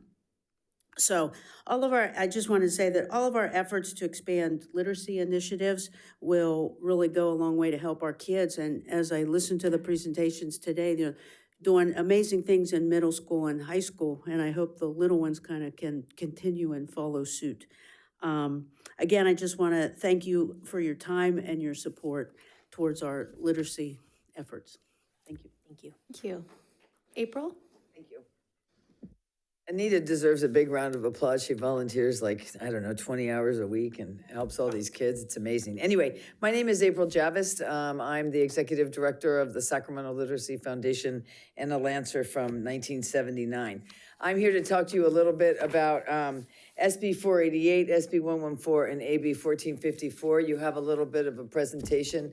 This is legislation designed to support you to introduce literacy solutions so that all kids are reading, so that basically you don't have kids not reading and trying to catch up in, 4th, 5th, 6th, 7th, 8th, 9th, all of that. So there's a lot of data here that we've given you. I'm gonna jump you right to page 3, slide 5. Your district is at 55% grade level reading. That's third grade reading, right? You've been flat on the third grade reading level from last year to this year. And you can see, which I pointed out the last time, the Cordova side is at 32% grade level reading, while the Folsom side is at 70% grade level reading. So there's a clear gap there that needs to get filled. SB 488 tells colleges what they need to do to teach teachers how to teach the science of reading. And so then there's an organization called the National Council on Teacher Quality, which is my next page, slide 7. And what they do is they grade schools on how they're doing. Of the 41 credentialed programs in California, 7 have been graded with a B or an A. We recommend you hire from those 7 colleges because those teachers are ready to teach the kiddos how to read. And that's the most important skill any kid's gonna learn from kindergarten to the 3rd grade, the most important skill. We also have legislation around the dyslexia screener. You know about that. You guys have introduced it. You've done one screening, you're doing another one now, and you'll do a third one at the end of the year. That's awesome. So then there's 1454. That's the newest piece of legislation. It was unanimously voted for both at the Senate and the Assembly. That never happens. And it was given a $200 million appropriation for teacher training. So what's to look for? By September 1st, 2026, acceptable teacher training, that's gonna be probably letters and core. You guys do a lot of letters training already. That's gonna be, money's gonna be available to go after those trainings. My guess is our SCOE is gonna issue that. Look out for it. Then curriculum. By January 31st, 2027, curriculum for the science of reading will be available. Okay, I'm gonna move forward really, really quick to slide 12. And my major recommendation and our major recommendation to you guys is to have one person in your organization as a literacy chief, literally, so that there's one person trying to sew up all of the literacy issues from elementary to middle to high school. And so this is a recommendation that comes from Fulcrum. They're a well-known established consultancy. And if you guys would like me to come back in a more easier way and talk again, I would love to do that. I'm gonna do that for a few districts. And I wanna thank you very much for your time. Eric, we think you're doing great work and we expect to see this district really increase grade level reading rates on the Cordova side, given all the interventions that have happened. Thank you so April. much. Next, we have Rigo Tovar, followed by Bailey Redding.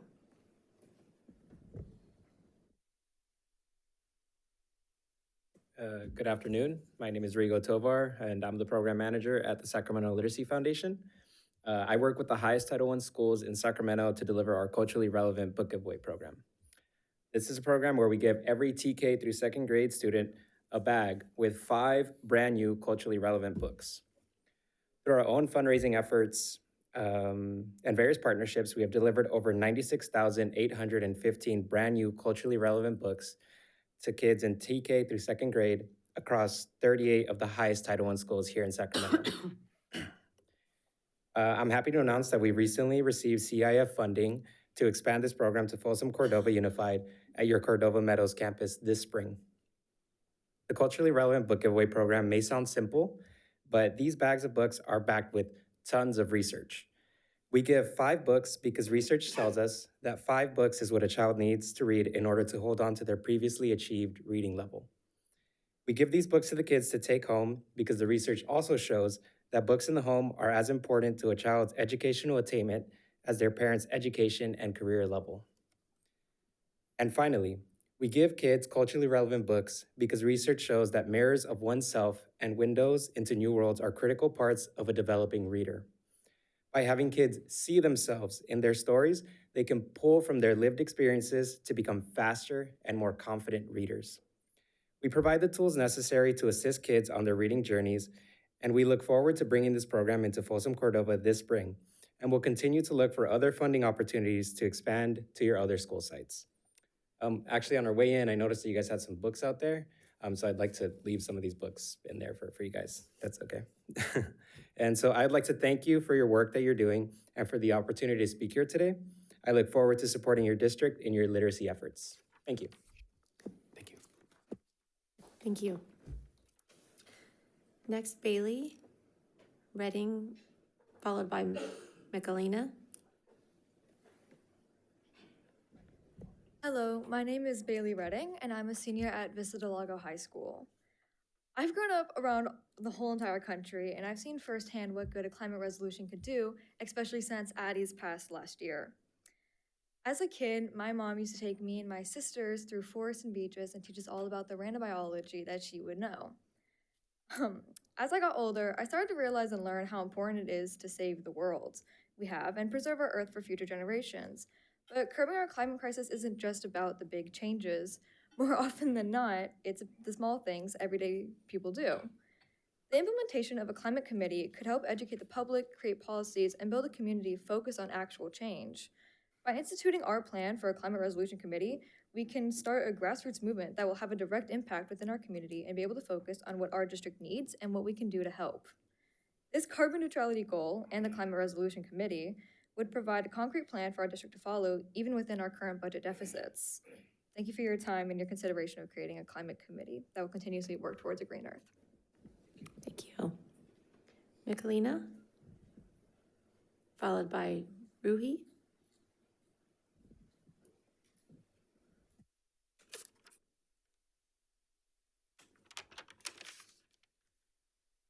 Hi, good evening, board. My name is Michalina Kwijinska, and I'm a current senior at Vista del Lago. For the past almost 13 years now, I've been a student here at FCUSD, and this district has truly given me the opportunity to learn so much and explore various different interests of mine. Last year, for example, I had the opportunity to join and compete as an alternate on Vista's absolutely wonderful academic decathlon team. Learning about and diving into last year's theme, which was our changing climate, through the lens of various different academic subjects, 7 to be exact. I got to really explore the true depth and breadth of the climate crisis and how our environment impacts ourselves and everyone around us in far more ways, big and small, than can be seen at first glance. As someone who's been a lifelong explorer of nature and who grew up with a mom that identified and researched California native plants for fun, keeping this district sustainable and environmentally friendly for our next generation of new Folsom Cordova students is something that's very important to me. Seeing Addie's climate resolution get passed with the help of so many of my fellow classmates last year made me incredibly thankful to witness this first step in achieving that goal. I know our district is working within tight budgets and deficits in the coming years. However, I know that building upon and working towards the carbon neutrality goals set out in the climate resolution will leave a lasting positive impact on the district for years to come. I'd like the board to consider creating a committee of staff, community members, and students to find better ways to implement the goals set about by last year's climate resolution in a concrete and attainable way. Such a committee would provide a forum to create and tailor climate action plans to best suit our district's ever-changing needs while providing accountability and transparency about reaching our long-term sustainability goals. Thank you so much for your time, and I really hope that you'll consider the creation of a climate committee to foster the development of a more sustainable district for our future generation of students. Thank you. Thank you. Ruhi Bindra, followed by Faith Smith.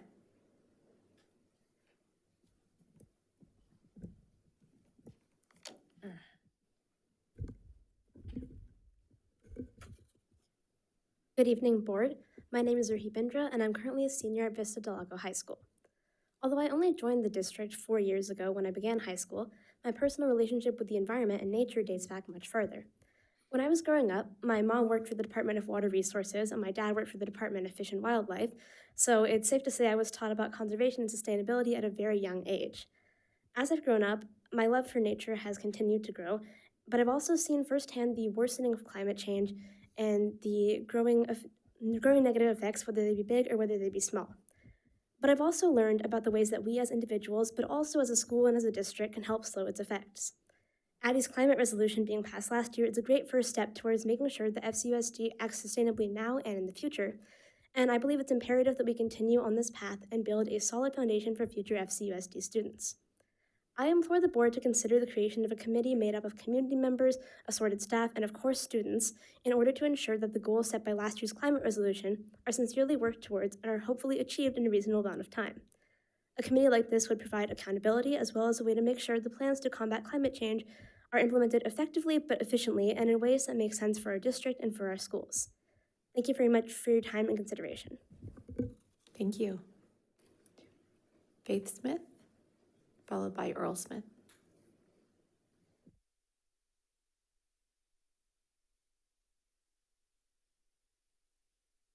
Hi, my name is Faith Smith.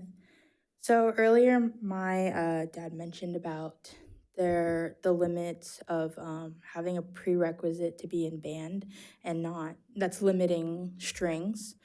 And I've mentioned before about how I was not allowed to join the jazz band on strings. Well, I wasn't allowed to audition in the first place, so I wasn't even given that option to even try.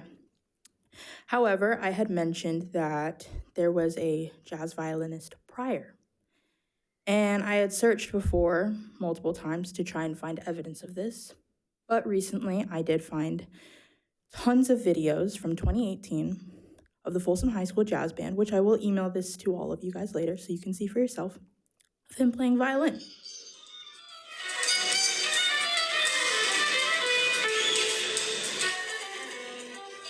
The title of this video, as you can see here, that's violin. Full-on violin feature right there. He's playing electric. And the title of this video is Folsom High School Jazz Band 1, which is Jazz Band A, so it's the top band, in 2018 Reno Jazz Festival. And I found that there were tons more videos of him going to Gen, going to every festival that they went to, and being in the jazz band. So I'll send this to you so that you guys know that it is not, it would not be the first time that violin has been in the jazz band at Folsom High School. It's just I was denied from doing it. And he's not the only one. I also recently met the mother of a girl who was also a violinist in the jazz band and the jazz choir back in the same time period, under the same prior director who is still working with the current director, which is Gal Williams and Gazer. Thank you. Thank you, Faith. Thank you. Earl Smith? Good evening, board. Madam President, Mr. Swanson. I want to remind you, Mr. Swanson, of that amazing video that you presented to all the parents in the district about customer service. I'll let you take credit of that. You know that was a result from the ruling from the CDE. I feel it's been lost. You know, I met with you with Ms. Pryor. You said you were going to fix situations, and I came up here talking about our scenario. You promised that you were going to help. You were going to fix it. I gave you the board policies. I gave you the California Ed Code, all of it. A teacher is not guarded from breaking the law. Just like that parent that was parked within, was it 100 feet, 1,000 feet from the school zone with guns in his car? He broke the law.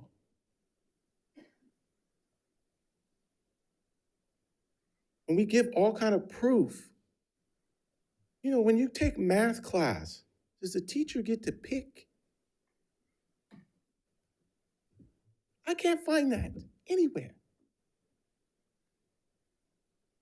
If the district teaches the instrument or the student should have the opportunity of every program within the district. So even with that ruling, upright bass, that's a violin.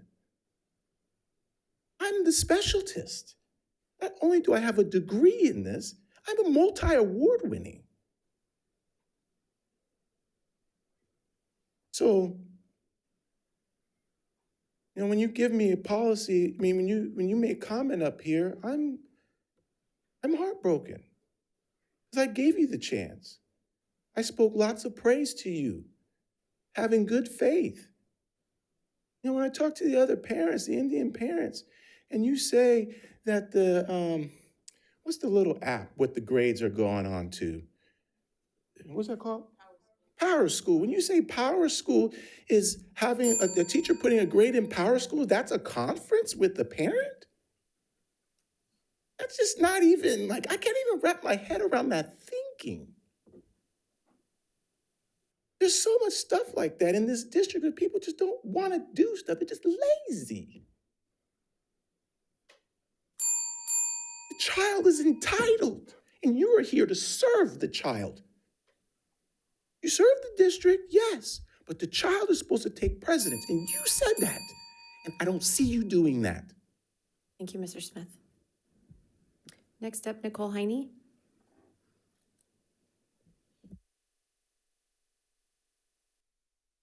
I have one more thing tonight.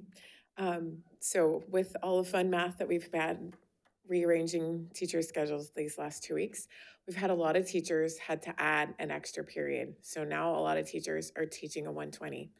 So we asked the district what that looks like for substitutes. And so what it looks like is they get the same pay, whether they teach from 7:30 in the morning to 3:35, or 8:30 in the morning to 3:35 on those long block days. And the teachers are very concerned, and I think reasonably so, that nobody's going to pick up their sub jobs. They're going to be the last ones that are taken because they're essentially getting paid, you know, like less per hour for that really long day. That's already a hard day. So just a thought to look at our compensation packages.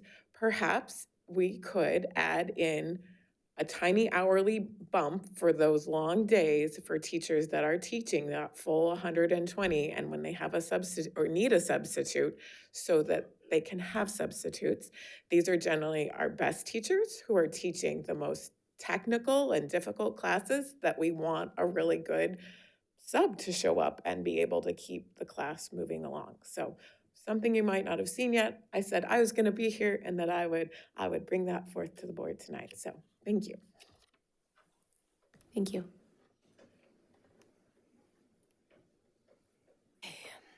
That concludes our public comment section. And we'll move on to item 10, reports of district organizations, and we'll start with our student advisory board. Yeah, so last week actually, SAB had our first meeting of the year at Vista Del Lago. So it was very exciting for me to get to share with everyone at SAB like my Vista Pride, and all of our admin and even a bunch of our student government officers helped take these students around Vista on a 15-minute tour at the very beginning of our meeting. And we had the tour structured as like a scavenger hunt, so they got to like go into our black box and our guitar room at the beginning, and then they went and toured they went inside the library, and they got to see the basketball courts, the track. So it was really cool for them. Yeah, a lot of people said they really enjoyed it, and they were in like smaller groups too. So yeah. And then after that, they decorated pennants. So actually from the parent event that we went to, what was it? The parent summit that we went to, Miss Cabrera had a bunch of extra pennants, and me and Evelyn kept it for like months.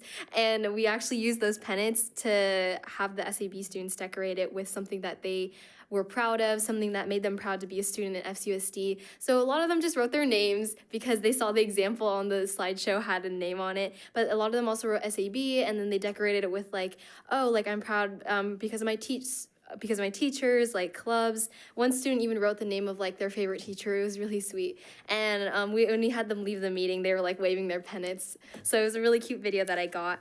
And then we also had just committee meetings for them. They got to, our communications committee got to make another fun video for us. So yeah, it was a very fun meeting. And I think Evelyn's gonna talk about kind of her experience too.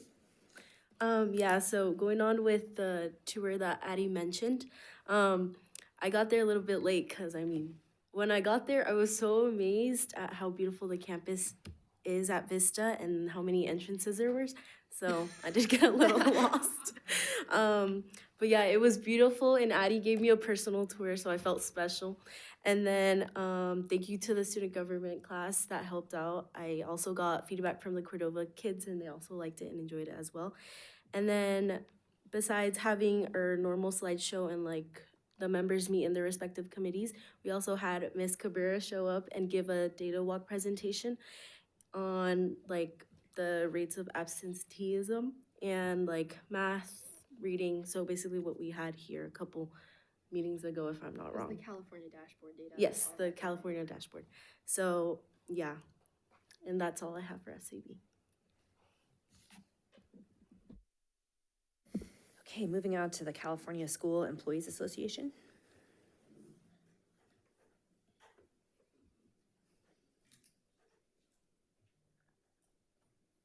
Good evening, board members, Superintendent Swanson. I have short talk tonight. Article 8 TA will be up for ratification vote at the end of the month. We're optimistic to have openers ready for you by February, but we're looking more towards March probably. So that's all I have right now. Thank you. Thank you. Okay, moving on to Folsom Cordova Education Association. Good evening, everybody. So happy 2026 to all, to the board, to staff, and to families.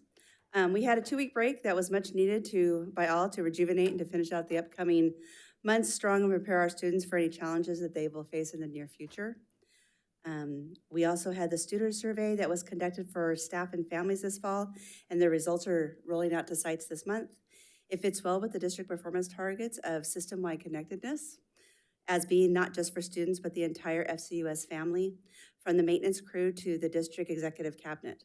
Student education uses the tagline, use the feedback from those closest to the work to support improvement. On December 2nd, our district and superintendent demonstrated their commitment to teammates always by including labor partners in the initial rollout of the results to the executive cabinet, something that Jennifer, our coach director from Suter, acknowledged as something that she couldn't remember seeing across the nation. So thank you very much for that. As a longtime employee of the district, I have seen many programs roll out. They often result in staff being given new directives and frequently haven't sought our input at all.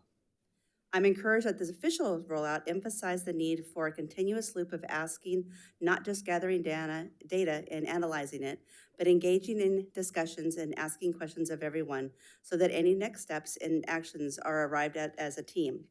If the process follows as the rollout describes, it would be a relatively unusual event in my experience, where all too often innovations are prescribed to us rather than developed with us. I look forward to seeing the improvements in the areas that are a challenge for our district as a whole. Aligned to the practice of collaboration, I wanted to give an acknowledgement to Jason Strickler. In the past few months, he has settled into the position of Director of Special Education. He and I have had several discussions that are collaborative to discuss the processes to improve working conditions for staff and the education of all students. Just today, I sat on 3 meetings that Jason initiated to get feedback on the neighborhood school model, both the glows and the needed tweaks to the program. A couple of teachers thanked Jason for including them in this discussion. They felt heard by leadership for the first time regarding this program. I am confident Jason will continue the inclusion of staff to make our special education department a safe and satisfying place to work. Again, happy 26, and I look forward to continuing to work with our district leadership to make sure our district is a place that all staff is proud of and feel confident to promote anybody who asks us. Thank you. Thank you. Okay, and moving on to Folsom Cordova Leadership Association.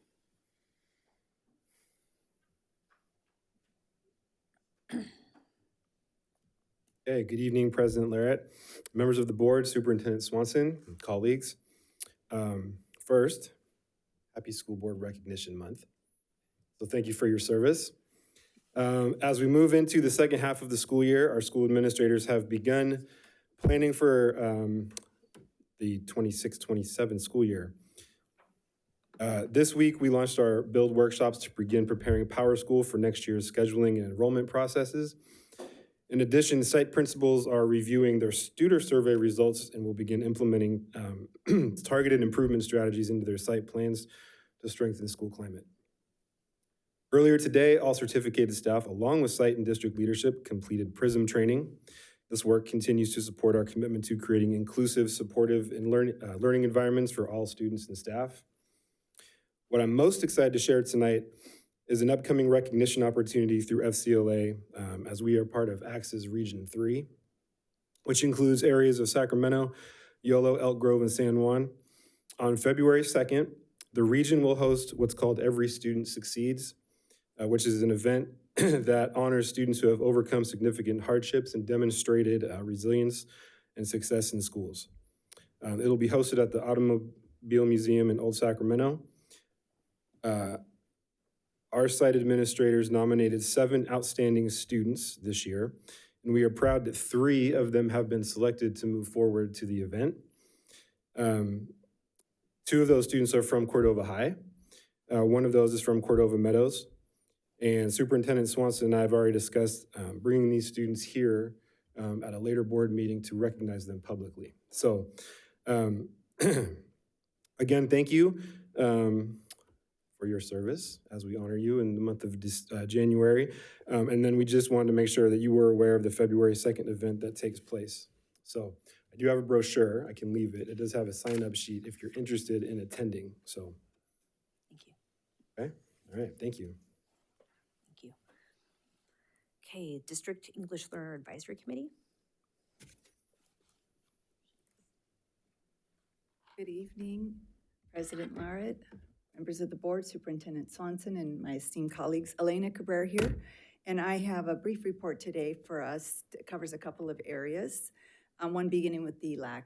We did meet on the 6th of January, and as you know, in December, the dashboard came out, and one of the really great highlights for our district was the English learner results that grew by 6.2%.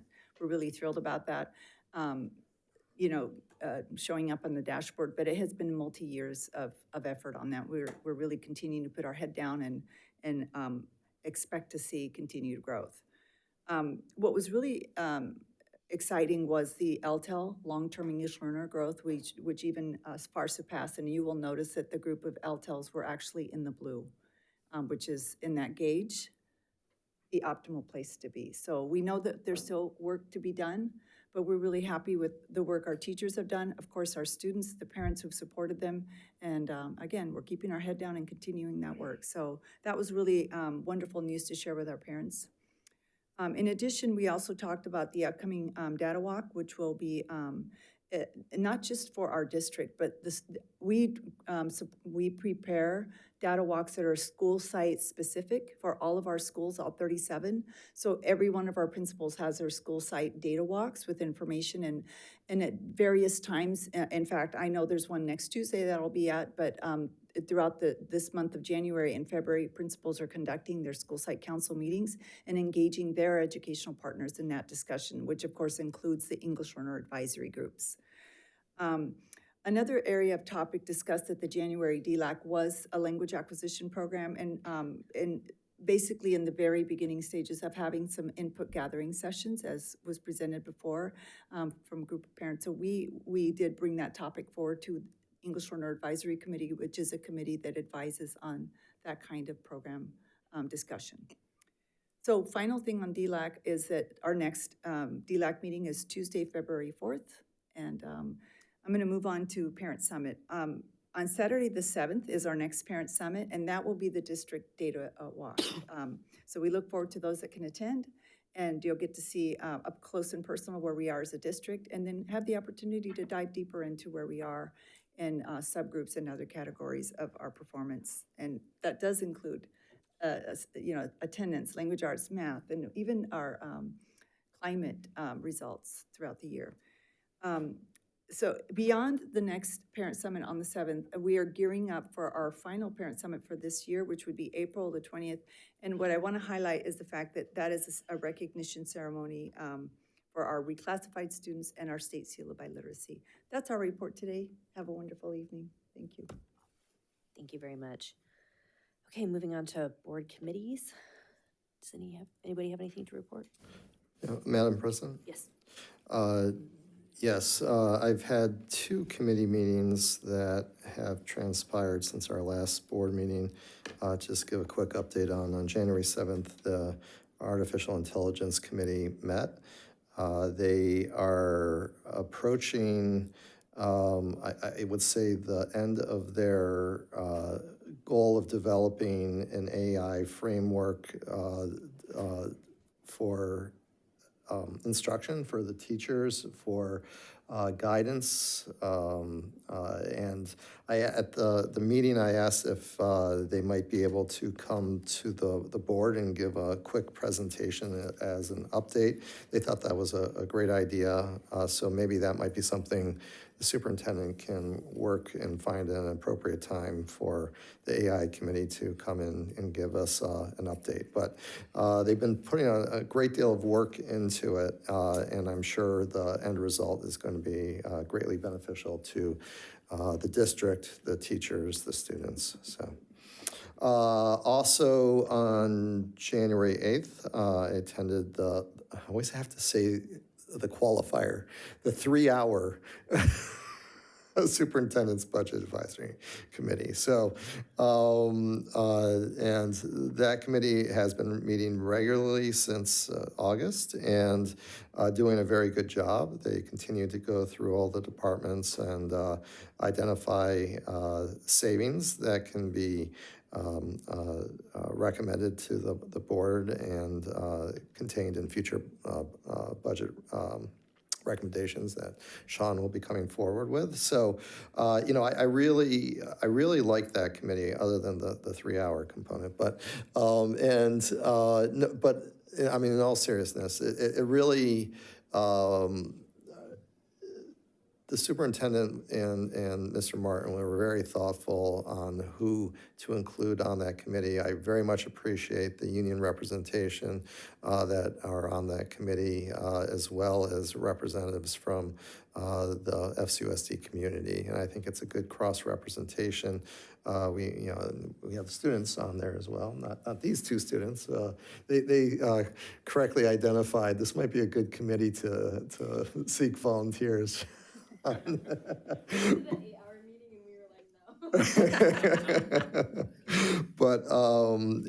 and I don't know this to be true, but I have to imagine this is a fairly unique process we have engaged in compared to other school districts in this state and across the country. And I think it really speaks highly into our thoughtfulness. It doesn't mean that, will this be the be-all and end-all when the work is done? No, I think this is just the first step. I think we all recognize that we have difficult budget times coming forward, even as a growing school district. But other school districts aren't doing this, and I can only imagine the position that's going to place those school districts in, and at least we're going to be better prepared for that. So, those were the 2 meetings I attended. So, yeah. Any other reports? No, I echo what David said. I sit with him in that budget advisory committee. My favorite word there is efficiencies. Leads to savings. And again, I want to give one more time shout out to Sean Martin, our CFO, for well-rounded thoughts. And every committee member goes by the dollar by dollar there. How we are spending, what we can do better. So thank you again. Yes, I echo what David said. I haven't seen this in any other public agencies. It has been 28 years working for public agencies myself. Thank you. The #1 school district in the state would do something like this. Exactly. I double down that. If there's no other reports, we'll move on to item 10, public hearing.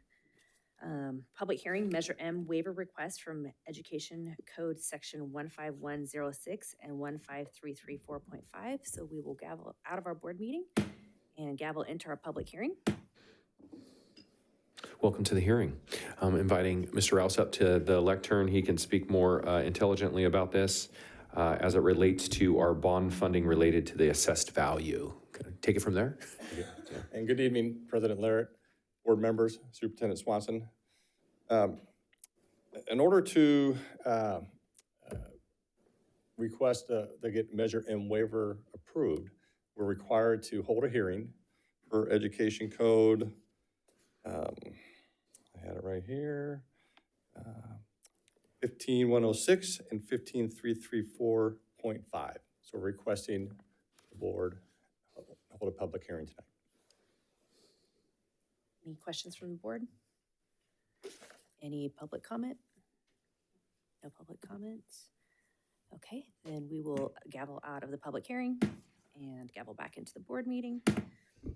And we will move on to item 12, discussion action. Item A, adopt resolution number 01-15-26-25, approve Measure M waiver request from Education Code 15106 and 15334.5.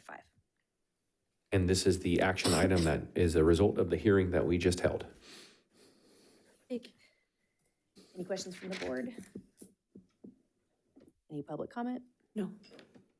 Okay, if I could get a motion? Go ahead. I just wanted to ask what that was. Yeah, go ahead. Yeah.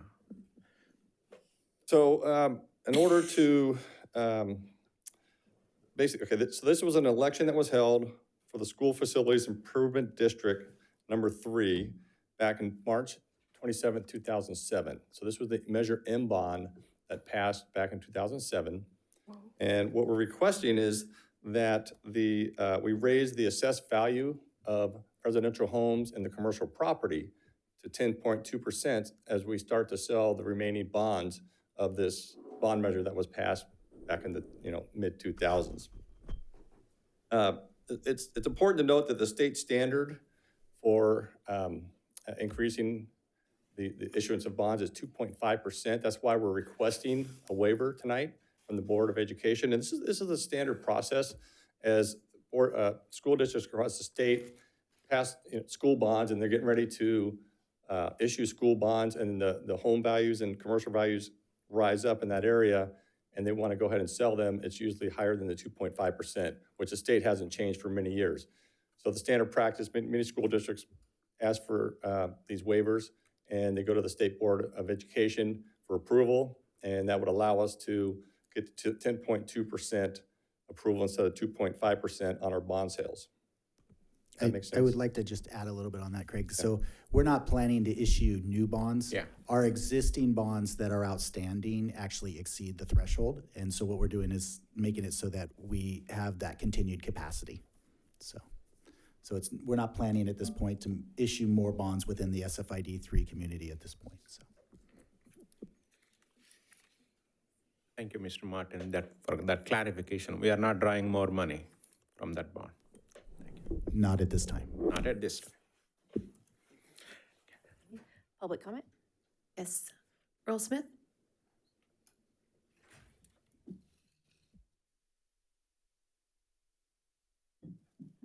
Good evening, Board, Madam President, Mr. Swanson.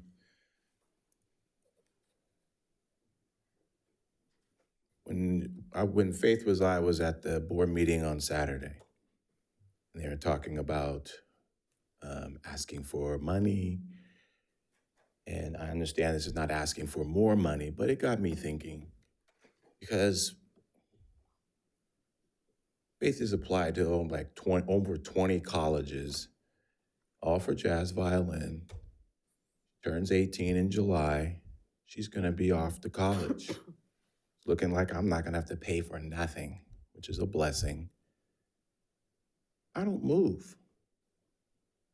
I guess I've become a community member. I have a business here. When Faith's mom told me she was pregnant, I thought my career was over. I'm an artist. I'm a musician. I've had to remain silent because I thought it would be too much pressure on Faith. But this is a subject I think the community would want to know about. I'm the type of artist, I've collapsed businesses by putting rap out, talking about facts. I'm allowed to talk about facts. I'm allowed to talk about my experiences. As a private teacher, I have students whose mother is a principal in Colorado Hills. Just had a new student sign up. Mother is an English teacher. I have personal relationship with other administrators in Sacramento. They all say the same thing about Folsom. I mean, the principal was like, with a ruling from the CDE of a teacher retaliation discrimination of her first year becoming the director, that's a complete sign it's not working out. We would have let them go. Yet she's still employed here. But I just want to mention this subject matter, money, especially in this area. Everyone loves to support the children. I give freely. Most people give freely on the children. But if the children are not the focus, and the district and the board is asking for more money, that's a subject to write about. I'm just so blessed that I put a hat on, shaved my whole face. You think I'm in my 20s. So I just want that something to consider. There's got to be some changes to go around here. And so even like you mentioned, the surrounding districts don't tolerate the same stuff that Folsom Cordova School District tolerates. Thank you, Mr. Smith. Thank you. Any other comments from the board on this? Okay, I'll entertain a motion. I'll move 12A. Motion by Mr. Chalem Chella,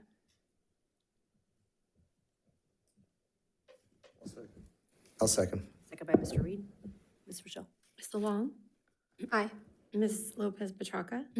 Aye. Mr. Clark? Aye. Ms. Lofthouse? Aye. Mr. Reed? Aye. Mr. Chalem Chella? Aye. Ms. Larrett? Aye. Motion carries 5-0. Okay, moving on to item 12B, adopt resolution number 01-15-26-27, adopting seniority list. Yeah, so back on December 11th, the board adopted what was determined to be the criteria for breaking ties. I talked about, when we talk about seniority in education, being that we're on a year-to-year cycle, oftentimes we'll have a lot of employees that are hired, or it's determined they're hired on the same day. And so we have to have tie-breaking criteria. We adopted that on December 11th. This now is the list of seniority as determined when we applied that criteria. You're just accepting this list. Any questions from the board? Any public comments? No. I'll entertain a motion. Yep. I'll move 12B. I believe this has been gone through all of your union friends. I think that's it. Last time also you said, Mr. Swanson. I'll make move on 12B. Moved by Mr. Chalem Chella, I'll second. second by Ms. Lofthouse. Ms. Long? Aye. Ms. Lopez Petracca? Aye. Mr. Clark? Aye. Ms. Lofthouse? Aye. Mr. Reed? Aye. Mr. Chalem Chella? Aye. Ms. Larrett? Aye. Motion carries 5-0. Thank you. Moving on to item C, approve formalizing the name of Cordova High Stadium as Lancer Stadium. Yeah, the next 6 items are really exciting. The board adopted a new facilities naming policy, I believe, this fall. We wanted to tighten up a little bit about how we were naming our facilities because we knew a lot of this was forthcoming. And so again, the next 6 items are our opportunity to rename some existing buildings or facilities, as well as some future buildings and facilities. So they all sort of are the same process as in the rationale. Just the difference is each item is a different facility and a different name. So this, first one, C, is officially naming the field at Cordova High School Lancer Stadium. I just have a question. What's the field at Vista called? Is there an official name for I this? believe it's Eagle Stadium. No one at my school Is that calls correct, it Jim? that. Is it called Eagle Stadium? It's called Addy. No, it's called, Oh. I believe it's called Eagle Stadium. I would have to defer to you on that, Mr. Swanson. Yeah, we can confirm, but I believe it's called Eagle Stadium. No one at my school calls it that. What do they call it? They just call it the track or the football field. And you know where to go. Yeah. Yeah, fair. Maybe. Well, as we could heard name from that Evelyn, one. there's lots of entrances. It's very Yeah. confusing over there at Vista. So, Maybe but I we will get need to a name that confirmation of the name of your stadium. Okay, sorry. No, don't be sorry. It is. Oh, Trustee Reed knows for sure. It's Eagle Stadium. Eagle Stadium. I just had one quick question, is for all of them. Could you share who is on the naming committee? Because I know that that's something that, who sees this? Yeah, so per our board policy, each committee is different and different on what if it's a full school, what community it is, if it's an elementary or a high school. And so as determined by the policy, Angela Griffin and Kelly leads the team. As it related to the stadium, it was athletics folks at Cordova as well as the district. So I can go through each one as we go, or I can do. No, I feel like it's been introduced as the naming committee, and I felt like that was a committee that. It's not a set committee. I would say it's a naming process. Perfect. Angela, does that sound more appropriate? Yeah, okay. Yeah, I couldn't find you over there. The Sorry. old policy was more of a committee Yeah. rather than the process. Yeah. Well, I guess the question would be, who is on that committee as far as community members, teachers? I mean, how many? It depends on which one. You can come up, Angela. Depends on which one. C, the one we're entertaining right now, did not have community members or I would say probably athletics. It had a teacher and athletics folks here at the district office. And also the first 2 are a little bit easy because it's the mascots of the school. So, yeah. So, and trying to norm with Eagle Stadium, as we just discovered for Addie, but also knowing that historically the Folsom Stadium, I believe, was named Bulldog Stadium until Vista was built. And while they shared that field, it was renamed Prairie City Field or Prairie City Stadium because it was hosting two teams. And Vista has had Eagle Stadium for several years, so this is just returning it to that. Got it. I mean, that's the next item, but yeah. But you can hang because there's a few, Angela, on each I'm one. just going to be here to answer some questions. You're doing a great job, Mr. Thank you. Swanson. Thank you Yeah, very much. appreciate it, yeah. So do you want me to go on each item or wait until we get to the item board? Let's do one. Do we at have to a do it time. separately? Yeah, Rochelle? let's do one. Yep, okay. Any public comment on item C? None received. I will entertain a motion. I'll move 12C. I'll second. Evelyn. Moved by Mr. Chalem-Chella and moved by Evelyn. Ms. Wong? Aye. Ms. Lopez Petracca? Aye. Mr. Clark? Aye. Ms. Lofthouse? Aye. Mr. Reed? Aye. Mr. Chalem-Chella? Aye. Ms. Larrett? Aye. Motion carries 5-0. Moving on to item D, approve renaming the Folsom High School Stadium as Bulldog Stadium. Yeah, very, very similar process. I will say on both C and D, school administration was consulted, and both were very happy, and then had some follow-up questions about specifically Bulldog Stadium on who's paying for any changes to the signage. So, but they're very excited about officially naming their stadiums, these two names. So that's also, I didn't include when you asked the question, Mr. Clark, who was on, they weren't necessarily on the committee, but it was discussed with them. So this is for Folsom High Stadium being renamed Bulldog Stadium. Any questions from the board? Any public comment? None received. I'll entertain a motion. I'll move. Moved by Mr. Reed. I'll second. Second by Ms. Lopez Petracca. Ms. Wong? Aye. Ms. Lopez Petracca? Aye. Mr. Clark? Aye. Ms. Lofthouse? Aye. Mr. Reed? Aye. Mr. Chalem-Chella? Aye. Ms. Larrett? Aye. Motion carries 5-0. Moving on to item E, approve name recommendation for new high school on Prospect Park in Rancho Cordova as Three Rivers Innovation Academy. Okay, so this item is for the building that the board approved us purchasing, and we're in escrow for our small high school. This one was the naming of this. There was a really cool brand campaign around this, and I'll let Angela, who's a little bit, a little bit, or let Angela talk a little bit about the brand campaign and the exposure that Three Rivers Innovation Academy had through the process. Yeah, really some wonderful results of recognition that the Folsom Cordova Unified School District's next high school is going to be placed in Rancho Cordova with the features that are quite unique to our school district and also to the region.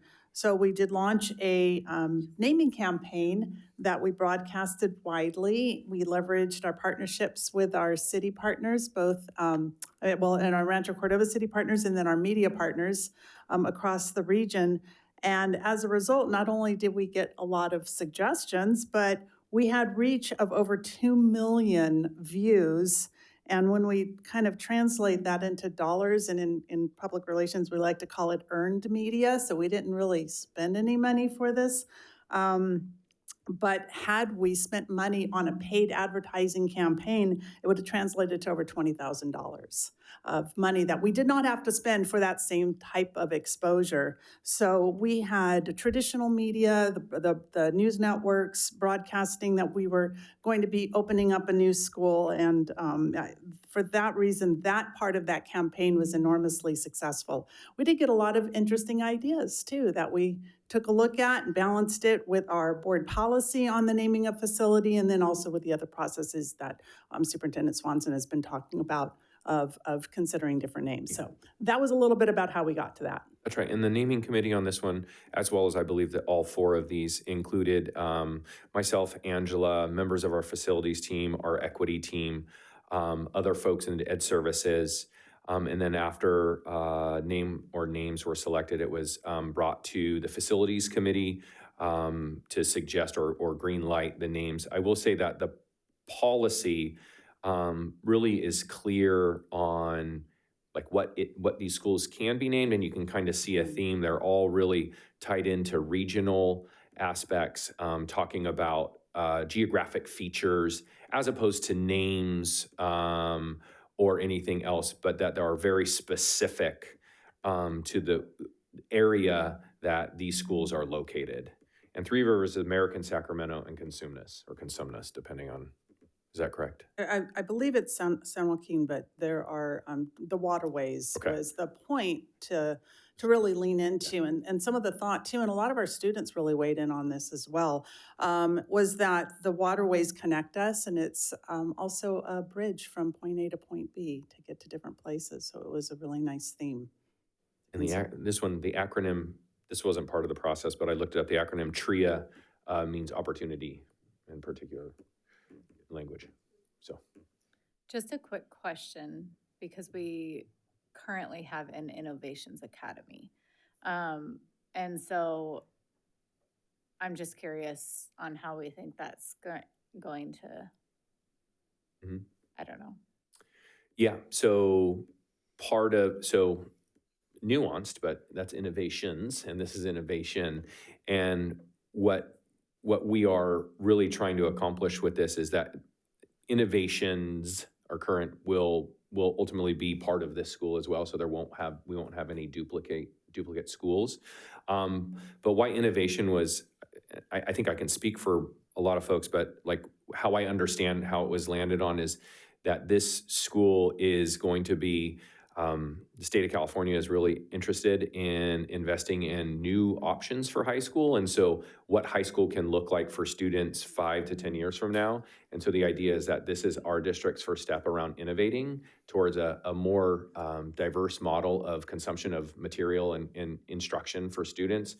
I'm calling it the a la carte model. And so whether that's in a traditional classroom or a CTE pathway or concurrently enrolled, whether that's online or that's independent study, students at this amazing high school are gonna be able to consume and earn their credits in multiple different ways. So it's I'm very innovative. And I love I love the name. I just am worried, Yeah. but if it's going to live there, then great. So I think that's it for that one. Any public comment on that one? None received. We'll entertain a motion. I motion. I'll second. Ms. Lopez Petracca, and a second by Mr. Reed. Ms. Luong? Aye. Ms. Lopez Petracca? Aye. Mr. Clark? Aye. Ms. Lofthouse? Aye. Mr. Reed? Aye. Mr. Chalem Churla? Aye. Ms. Larrett? Aye. Motion carries 5-0. Okay. Item F, approve name recommendation for new elementary school in Folsom Ranch as Granite Springs Elementary School. Yeah, this will be our third elementary school built in Folsom Ranch. Currently, we have Alder Creek and Mangini Ranch, and the suggested name for the board's consideration is Granite Springs. We used to have the Granite School, and it's kind of a tie back to that as our very first school, but we feel to respect owners of that facility. Granite Springs is enough different, but I think everyone that has a front yard or backyard in Folsom knows that the ground is hard and it's because it's granite. And so we're doing Granite Springs. Any questions from the board on this one? Any public comment? None received. I'll entertain a motion. I make a motion. Motion by Ms. Luong, I'll second. second by Mr. Chalem-Materla. Ms. Luong? Aye. Ms. Lopez Petracca? Aye. Mr. Clark? Aye. Ms. Lofthouse? Aye. Mr. Reed? Aye. Mr. Chalem Churla? Aye. Ms. Larrett? Aye. Motion carries 5-0. Thank you. Moving on to item G, approve name recommendation for new middle school in Folsom Ranch as Prairie City Middle School. Yeah, so this, the board has been very well informed about the single spine middle school, high school. This would be that facility that we've seen presented here at the board. So for the middle school portion of that facility, the recommendation to the board is naming that Prairie City Middle School. Any questions from the board?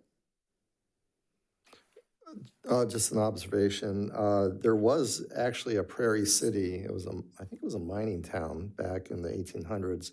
It no longer exists, but, and I don't even know if they know exactly the exact location of it because well, it's no longer there. Mhm. But my understanding is they believe it was located somewhere in the area of where the school is going. So it seems very appropriate as a historic reference to California's history. Any public comment? None received. I'll entertain a motion. I'll move. Moved by Mr. Reed, I'll second Paul G. second by Mr. Chalem-Chella. Ms. Long? Aye. Ms. Lopez Petracca? Aye. Mr. Clark? Aye. Ms. Lofthouse? Aye. Mr. Reed? Aye. Mr. Chalem-Chella? Aye. Ms. Larrett? Aye. Motion carries 5-0. Okay, moving on to item H, approve name recommendation for new high school in Folsom Ranch is Buffalo Creek High School. Yeah, finally, on the other half, thank you, Madam President. On the other half of that facility, Prairie City Middle School, we have the high school. And the recommendation that the board is considering is Buffalo Creek High School, also an homage to the community. I believe there used to be a Buffalo Creek out there that Joanne actually, although Joanne's not here, but Jerry knows. Yeah, there's a Buffalo Creek out there. Any questions from the board? Any public comment? None received. I will entertain a motion. I'll move. By Ms. Lofthouse, I'll second. second by Ms. Luong. Ms. Long? Aye. Ms. Lopez Petracca? Aye. Mr. Clark? Aye. Ms. Lofthouse? Aye. Mr. Reed? Aye. Mr. Chalem-Chella? Aye. Ms. Larrett? Aye. Motion carries 5-0. Okay, we'll move on to item 13, discussion. Madam President, I have one quick request. I know when we were doing 12-3 Cordova Lancers, I had a loud voice, but Miss Lopez Pachaca has a soft, sweet voice. She should be the motion mover, not me, if that's okay with the board. Lancer Stadium. 12-3, the motion moved by Miss Lopez. I'm fine with that. Okay. Is that okay? You good, board? Thank you. I'm fine with that. Thank you. Thank you. I know, mine was loud voice. I just want to admit here, but thank you. Fantastic. Okay, then moving on to item 13, discussion, update on board policy 5131.8, mobile communication devices. Yeah, thank you very much. And thanks to the board for all the naming approvals. Really appreciate that. Next up, inviting Dr. Pitt up to the podium. As a reminder to the board, we have a mobile communication policy that I won't steal Dr. Pitt's thunder, but the request from the board was for the district, the staff to go out and check in with some students, check in with school principals, and check some research, and bring back that information to see if our policy is as currently written is correct for our district, or to see if we want any edits to our current policy. And what we had said that after this presentation, the board will reach consensus either direction. If the direction is to make some edits, it'll go back out to the board policy subcommittee meeting to make those edits, and then bring back to the board in a future date. So take it away, Dr. Pitt. Right. Good evening, President Larrett, Superintendent Swanson, members of the board. Really pleased to be teeing up this discussion for you all tonight on our mobile communication device. So I'm going to begin by just giving a brief overview of our current policy. It's designed to strike a balance between three priorities. First, maintaining instructional focus. Second, supporting student well-being. And third, of course, ensuring safety. We have a single district-wide framework so that expectations are clear and consistent while still recognizing that developmental needs differ by grade span. So, for example, for TK through 8th grade, our current policy is that the expectation is that cell phones are off and away during the school day. For high school, the devices are expected to be off during instructional time, but are permitted for use during passing periods at lunch, acknowledging student independence while protecting classroom learning. This policy allows school sites to, of course, adopt a more restrictive policy at their local discretion if needed to address specific campus conditions or student needs. I think most importantly, the policy includes clear expectations for instructional use, medical needs, safety concerns, needs requested or required by students' IEPs or 504 plans, and administrative purposes so that students can access legal and have access to legal requirements, and we're all protected under this current policy. So tonight's conversation is really not whether phones exist in student lives, but more about how we responsibly manage them during the school day to support student learning and ensure healthy development for our students. So I'll start by giving a couple slides here about a research overview. So what we know from research is that it's clear that cell phones are deeply embedded in students' lives, in all of our lives. I bet all of us have a phone in front of us somewhere right now. They offer real opportunities for learning, connection, and access, but they also introduce challenges to schools, and we've got to manage those thoughtfully.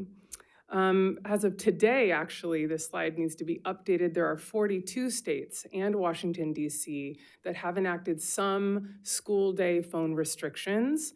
Across the country, there's no single model. So there's not one gold standard per se that even the research points to as a best practice.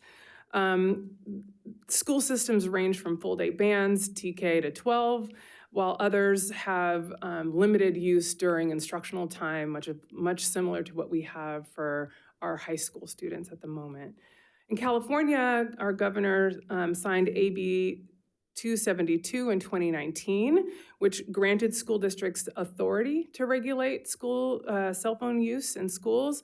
But in 2024, our governor signed the Phone Free Schools Act, which actually required LEAs to develop a policy limiting use of smartphones during school hours. That goes into effect actually July 1st, 2026, so that's not in effect yet. So I will say that we are ahead of the times in requiring this, but our current policy is in line with those across many states in our union. So I'll kind of start with the academic impacts. There's been large-scale district studies that show modest but meaningful academic gains. Typically a 2 to 3 percentile point increase in test scores after implementing a full-day policy. Notably, there was one multi-year study that took place in a large urban school district in Florida, where the restrictions were off and away for all students, K to 12. I will say that the timing of these academic gains are really important to understand.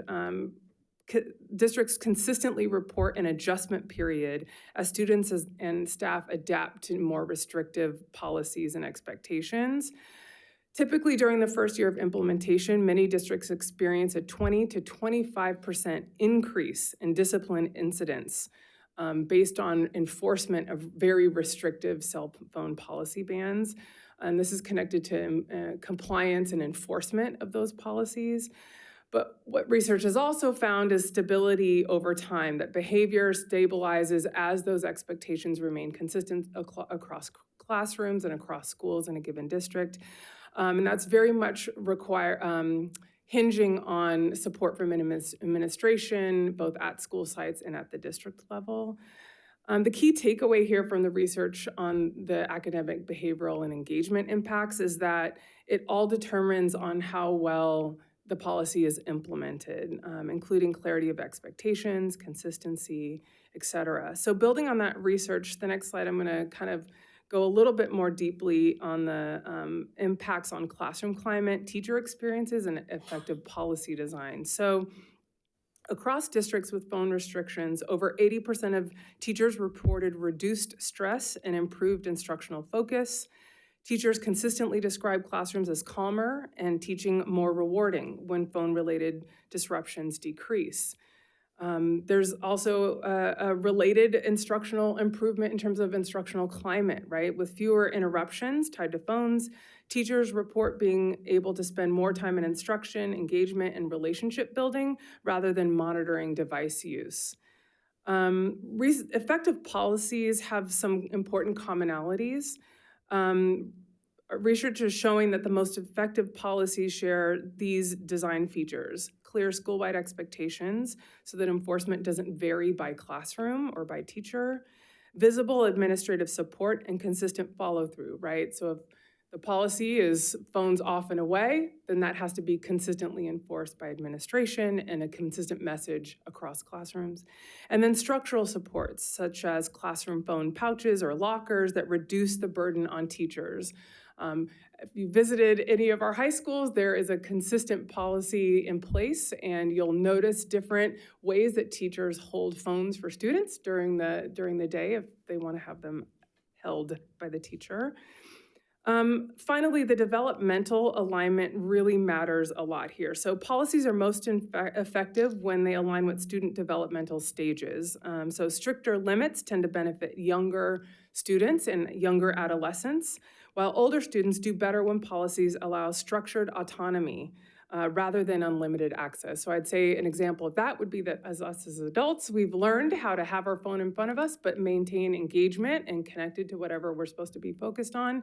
And the idea is that in high school that students have the capacity and their development is such that they can learn to do that as well.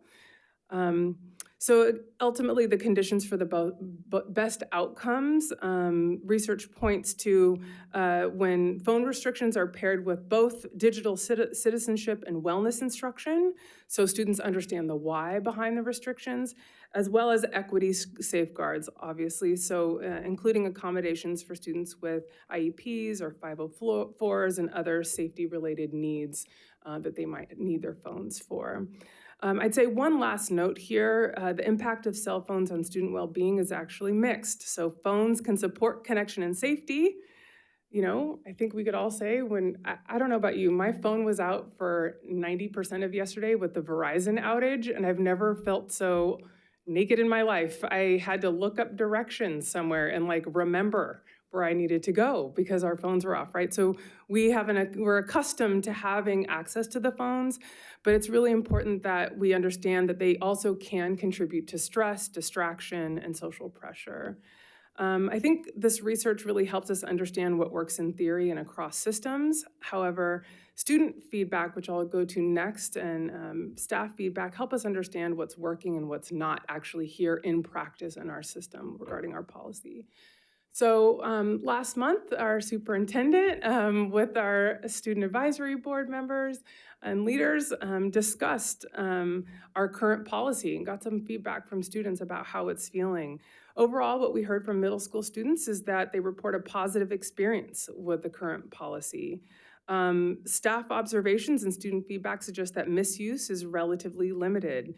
We heard from some students at SAB that maybe 3 to 5 students per class may briefly check their phones, but not for purposes of gaming or video consumption, that maybe it's a text or something like that. But again, quickly noticed and corrected by staff, and students, because they understand the expectation, are able to follow that expectation. I think one other notable shift is that the stigma around not having a phone has largely disappeared in the middle school arena, where phones have to be off for the entire day. So students who don't have a phone don't feel embarrassed necessarily for not having one, because no one should see a phone on campus. And I could say, having visited not all of our schools, but all of our secondary schools so far, I can attest to that. Watching classrooms and throughout the passing periods and lunchtime, students were talking to each other. They were engaged with one another. I didn't see any phones, didn't see any of that correction needed.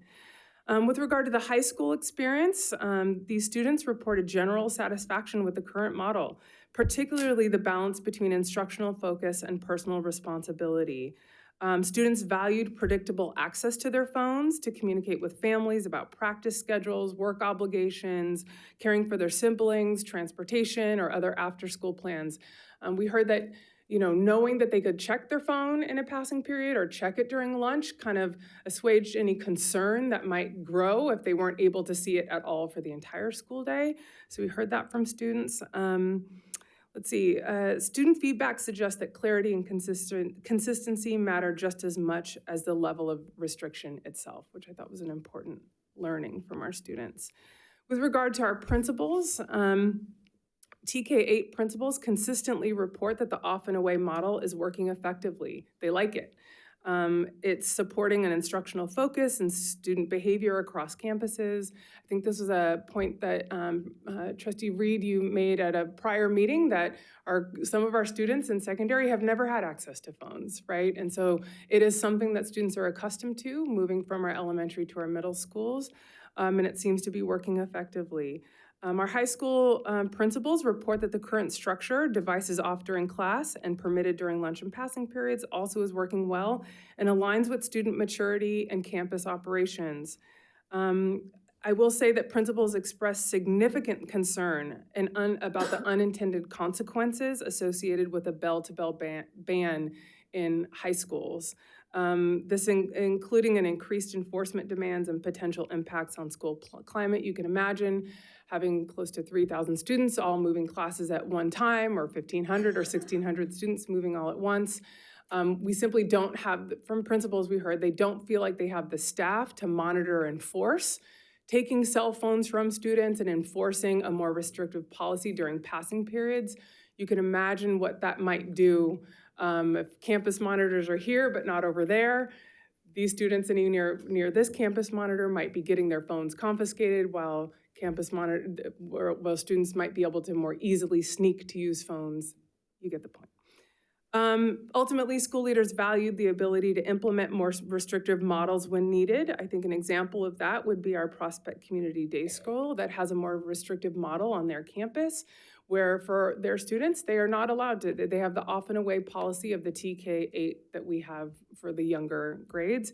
And Principal Sims there agrees, he likes it. He likes to be able to be more restrictive if needed and less if not. And again, any changes to the restrictive policy for high schools does require student, staff, and community input, so those decisions aren't made lightly along with the superintendent approval. Ultimately, principal feedback highlights that consistency, again, at the district level and across campuses and across classrooms, makes it work, and there's overall strong support for that. I'll kind of end here with ultimately, and taking all this information back and really digging in on the research. Our staff recommendations are that we maintain our current policy as stated, and that the policy reflects what research tells us, the structure autonomy for older students, teaching them the elements of digital citizenship and how to, learn how to be independent is an important component of what we are helping and teaching them to do in general in high school, and this aligns with that. I will say that providing support to sites that choose to implement stricter models, again, very much in line with what's happening across the nation, where there's state mandates and somewhat local flexibility. California is not drastically different. There are some states that have more restrictive policies. I think Georgia is an example of that, where it's an off and away TK-12. But again, I think the way that our California law is structured and the way that we've enacted this with very much local control at a local school board level is kind of aligned with what Trustee Lofthouse was speaking earlier about our courses as well, that we have a local decision in how we enact this. And I think with that, I'd welcome any questions, or if I can answer or provide more detail as you all discuss. I just wanted to clarify really quickly about the student feedback.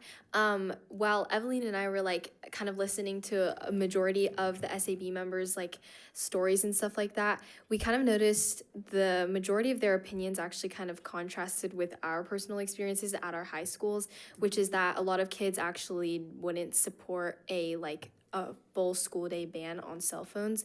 Although a lot of kids said that there was a lot of less sneaking and not really playing on games, I kind of noticed the opposite. I feel like a lot of kids are sneaking on games. Just today we finished a physics test and there was kids already on not their phones, but their MacBook computers texting each other, and they were also playing games on their Chromebooks.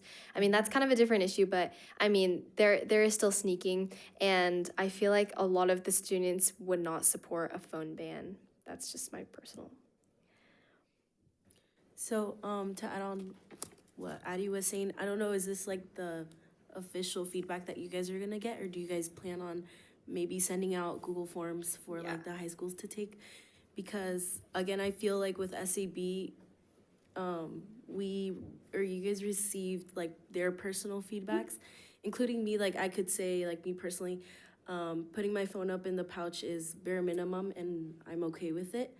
But again, like the student that sits next to me in a class could probably say, okay, no, I don't want to put my phone up, and they might have their other reasons. So I feel like we should also include their ideas and what they believe. And also it's SAB, like these kids are very upstanding, like they want to demonstrate like strong leadership and stuff. And so they're not gonna like outright be like, give you those opinions that maybe like, oh yeah, no, every kid in my school is like looking at their phones all the time. But yeah, I feel like there are more that what they said doesn't quite match my personal experience, is what I'm saying. So I think today is a discussion to kind of determine our next steps, whether it does come back or. Yeah. And then at that point would be where they pull in more information and Okay. data. And I would say from being there and hearing the discussion amongst the students as well, I did not walk away with the impression that kids in high school would be okay with a full day ban at all. So I definitely got that same perception from that. But there was definitely that contrast of the middle schoolers who do have the full day ban, and yes, there is sneaking that's happening because there is a full day ban. And if a kid is going to find a way to be on the phone, they still will, whether it's going to the bathroom or such. But the high schoolers were in contrast, I think, to that, because they knew that they could leave and during passing period check their phones while in class they are sitting up in the teachers' pouches and such. But it's good to know that there are more perspectives. Obviously, we only spoke to the few that we could get that in the amount of time we had, but there's definitely more voice to be heard. Yeah, and I think just to summarize from the two of us, I think we would appreciate if like the district maybe created like a survey for students to like more students to give their input on this, like just a Google Form survey or something like that. I think that'll be an effective way to just like get more student input on this. Madam President? Yes. Yeah, the arguments or the points that were made related to high school were the exact same points that were made 3 years ago about why we shouldn't extend the elementary ban through middle school. And yet, we have learned from that extension of that ban through middle school, we survived. And now, including in the PowerPoint, the benefits that have been derived at the middle school by the extension of that. So, hypothetically, if we were to take the input that we had received 3 years ago that we hear tonight regarding the high school, we would have never done that. I remain a strong advocate to a K-12 ban or TK-12 ban, bell to bell.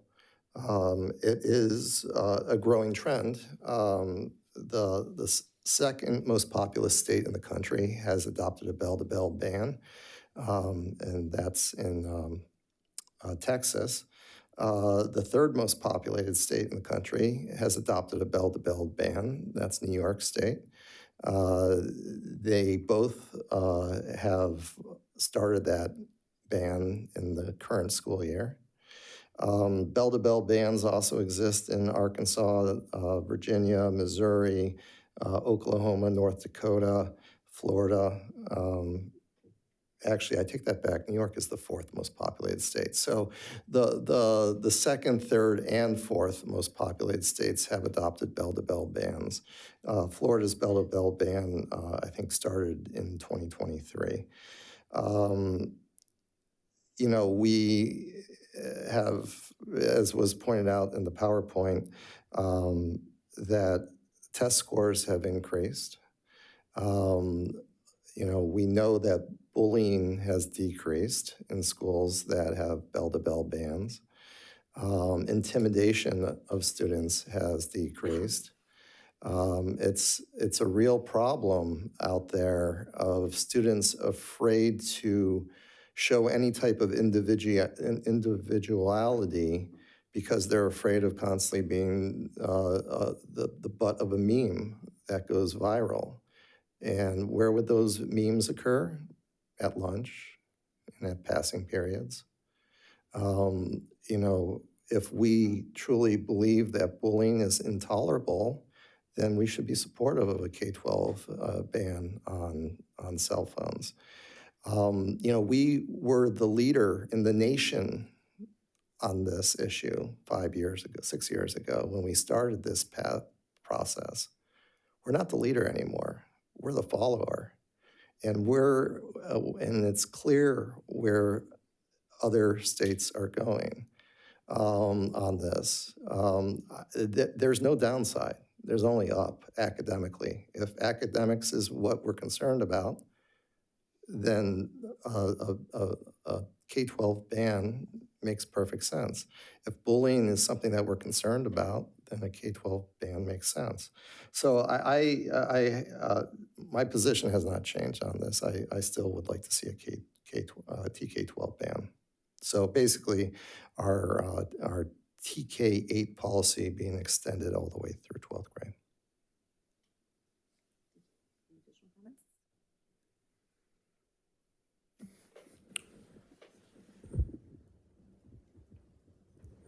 They answered my question mostly.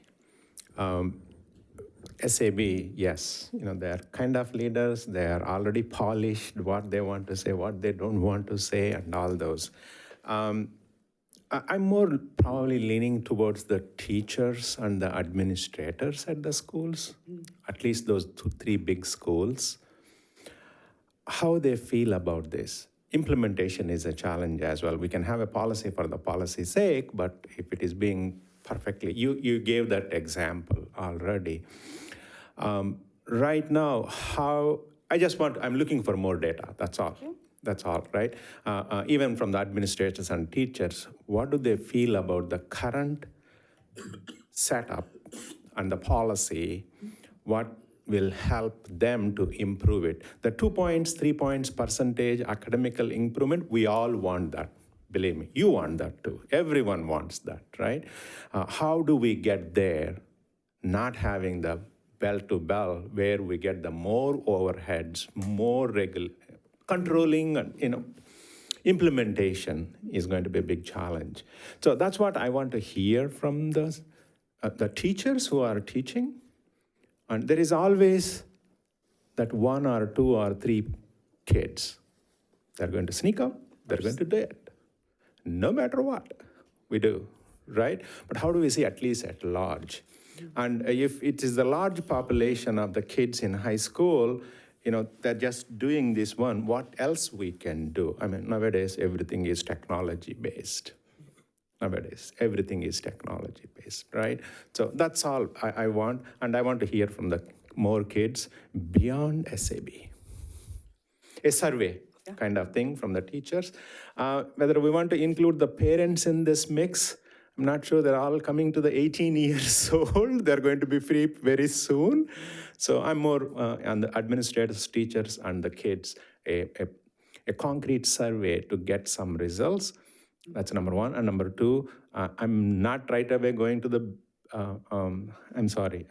my colleague, bell to bell, but what steps we can do to give some concrete direction for those kids who are, lack of better word I'm using, sneaking and cheating.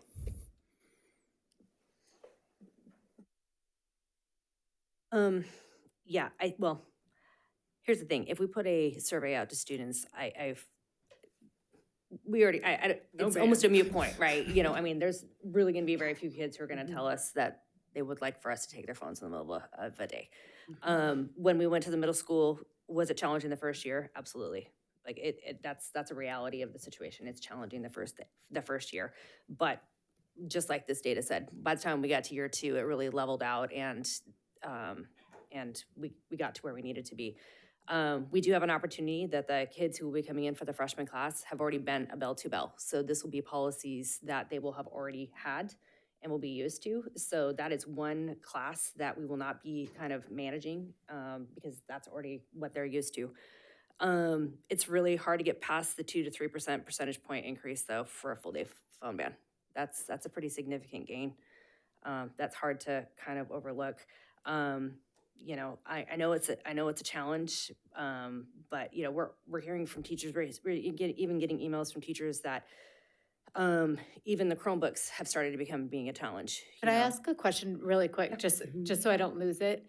That 2 to 3% is a ban of some sort, correct? It isn't not the the full bell day to bell, ban. it's not, and to me, when I took that information was that there was a policy in place that was implemented that preserved academic time, Yes. which we have for our high schools do. as well. Okay.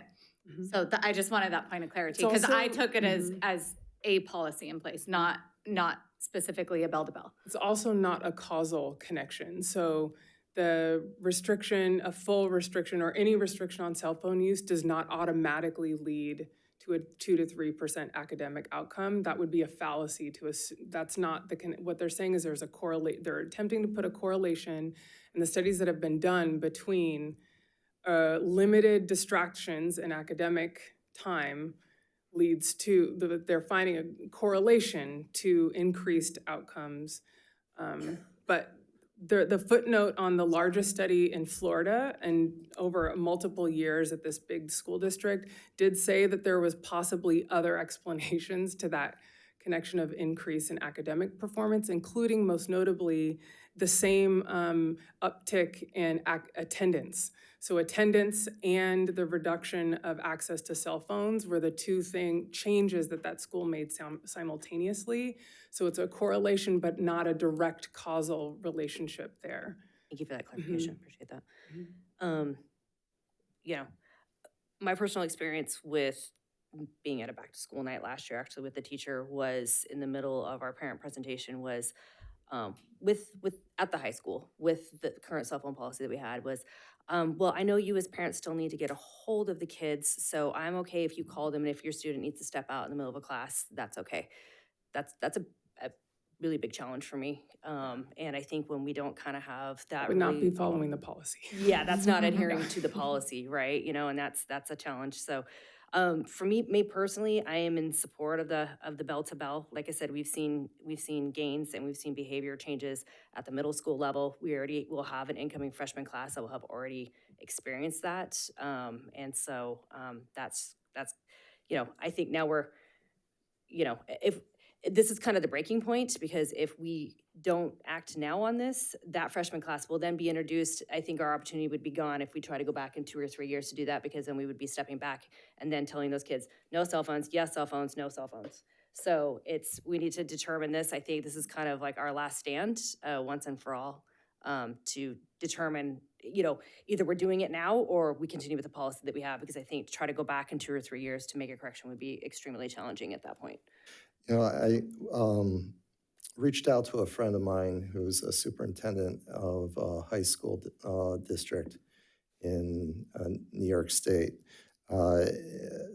It's a suburban district in the Syracuse area, and she indicated that, you know, they just finished the first semester of the bell-to-bell ban. I said, you know, basically, how did it go? And what I was hearing from her was the exact same thing I heard from our middle school principals and our middle school teachers when we adopted the ban in middle school, which was, it's amazing to see students engaging in conversation, to see the anxiety levels that were being experienced at the school sites dissipating, to see teachers less frustrated about coming to school every single day and spending a significant portion of their time telling, put your phone away, put your phone away, put your phone away, put your phone away. It was liberating to our middle school teachers when this happened. I can't tell you how many teachers reached out to us to tell us thank you. It was, you know, why we wouldn't do that for our high school, because we're afraid, because It's difficult because I don't know why we would do, mental health is important to us. Reducing the anxiety of our students are important to us. Having students learn how to actually communicate using with individuals without using their phone is a skill set that is a generation has lost, but is learning now in our middle schools, in our learning in our high schools in other states. I just don't see any downside to this. I would posit that your example of teachers saying, put your phone away over and over again during this class period is not actually something that happens extensively given our policy right now in the high school. Granted, I'm not at every high school every single day, but I have been to them and watched and been in multiple classrooms, and I didn't see any students on their phones. I saw students engaged, I saw learning, I saw conversations, group work, pair shares. So I think the research, so one of the biggest studies that came out at the end of last year, done by the UC CSU Collaborative and the Center for Transformation of Schools at UCLA, suggests that they have a list of policy recommendations for boards and states, suggesting that central to any policy should be developmentally appropriate with much stricter bans at lower grade levels and gradual release of responsibility for the higher grade levels, which is in line with adolescent development. I would say that their final comment on this recommendations is avoid a one-size-fits-all policy, and I would say that in many ways we have adopted exactly that, not a one-size-fits-all policy that gives autonomy to older students where they can have some agency.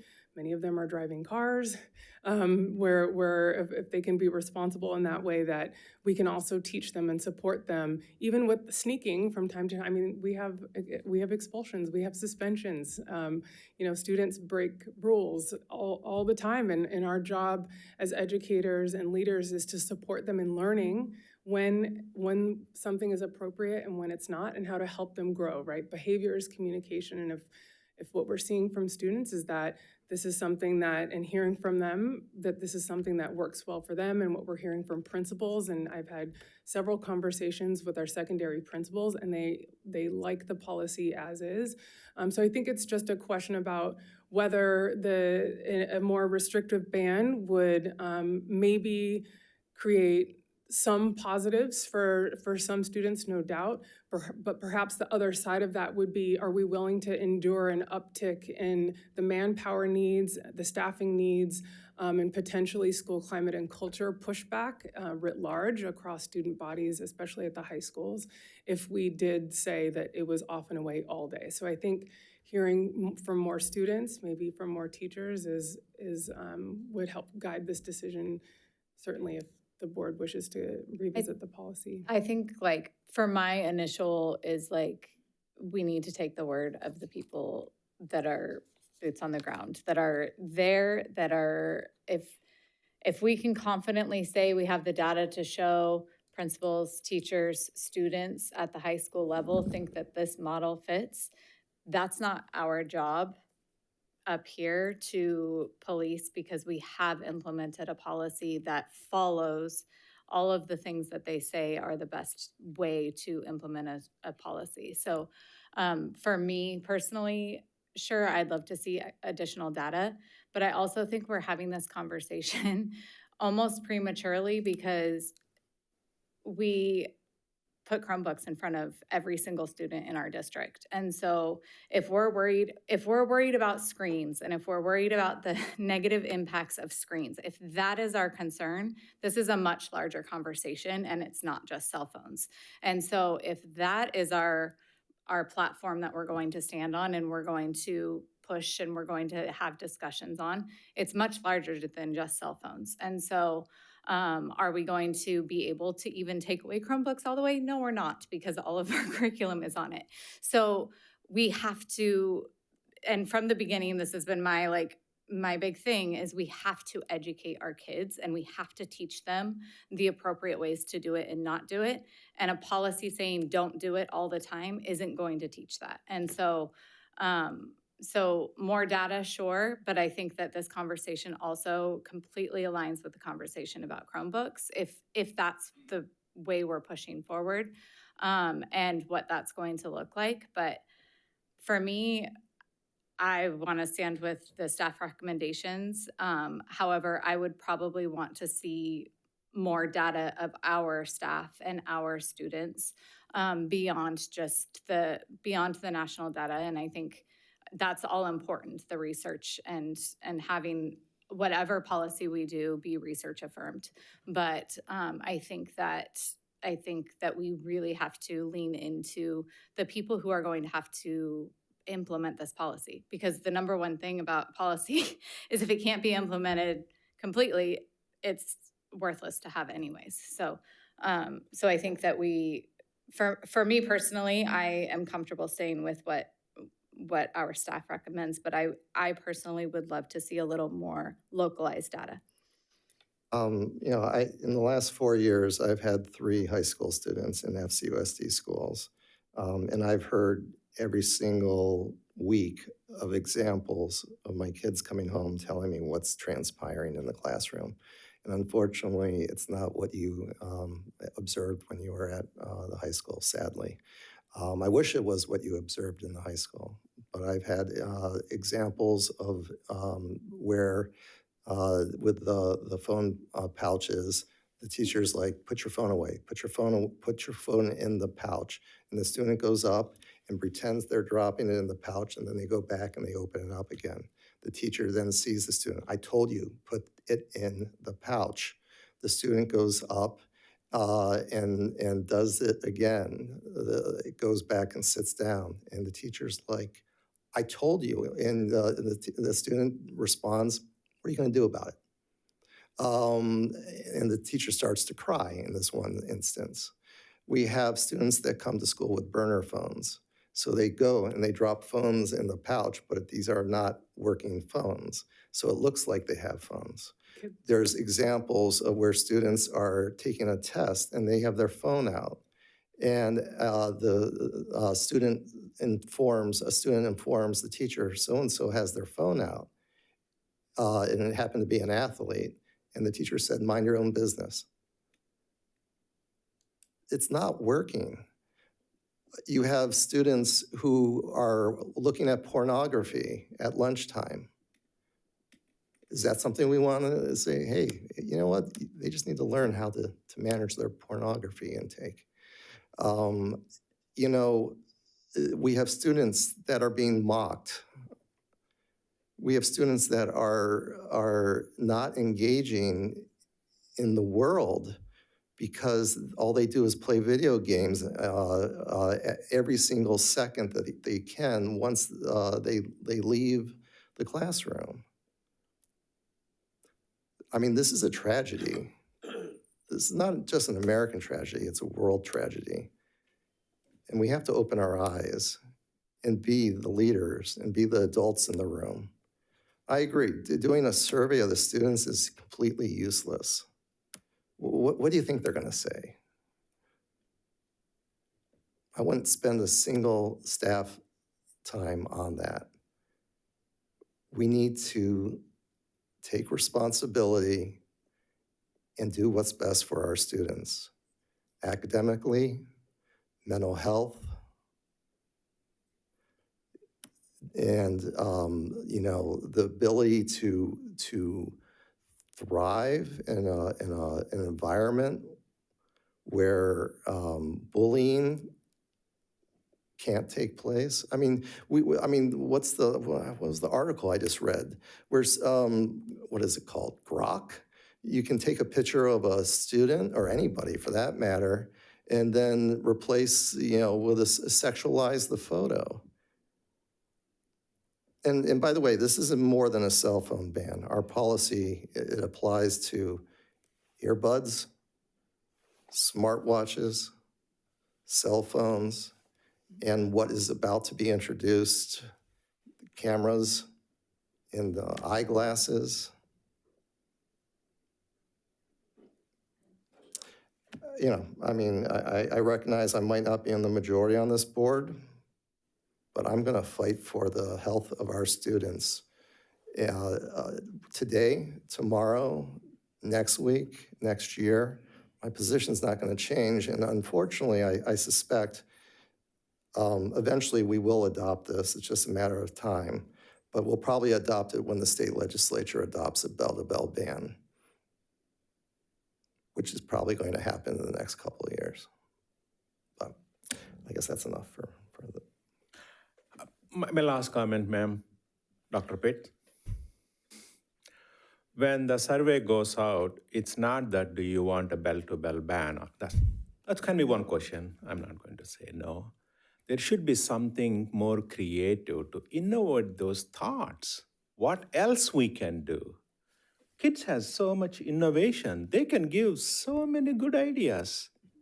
And vice versa, all our 1,250 teacher friends, they are the ones, boots on the ground. I double down here.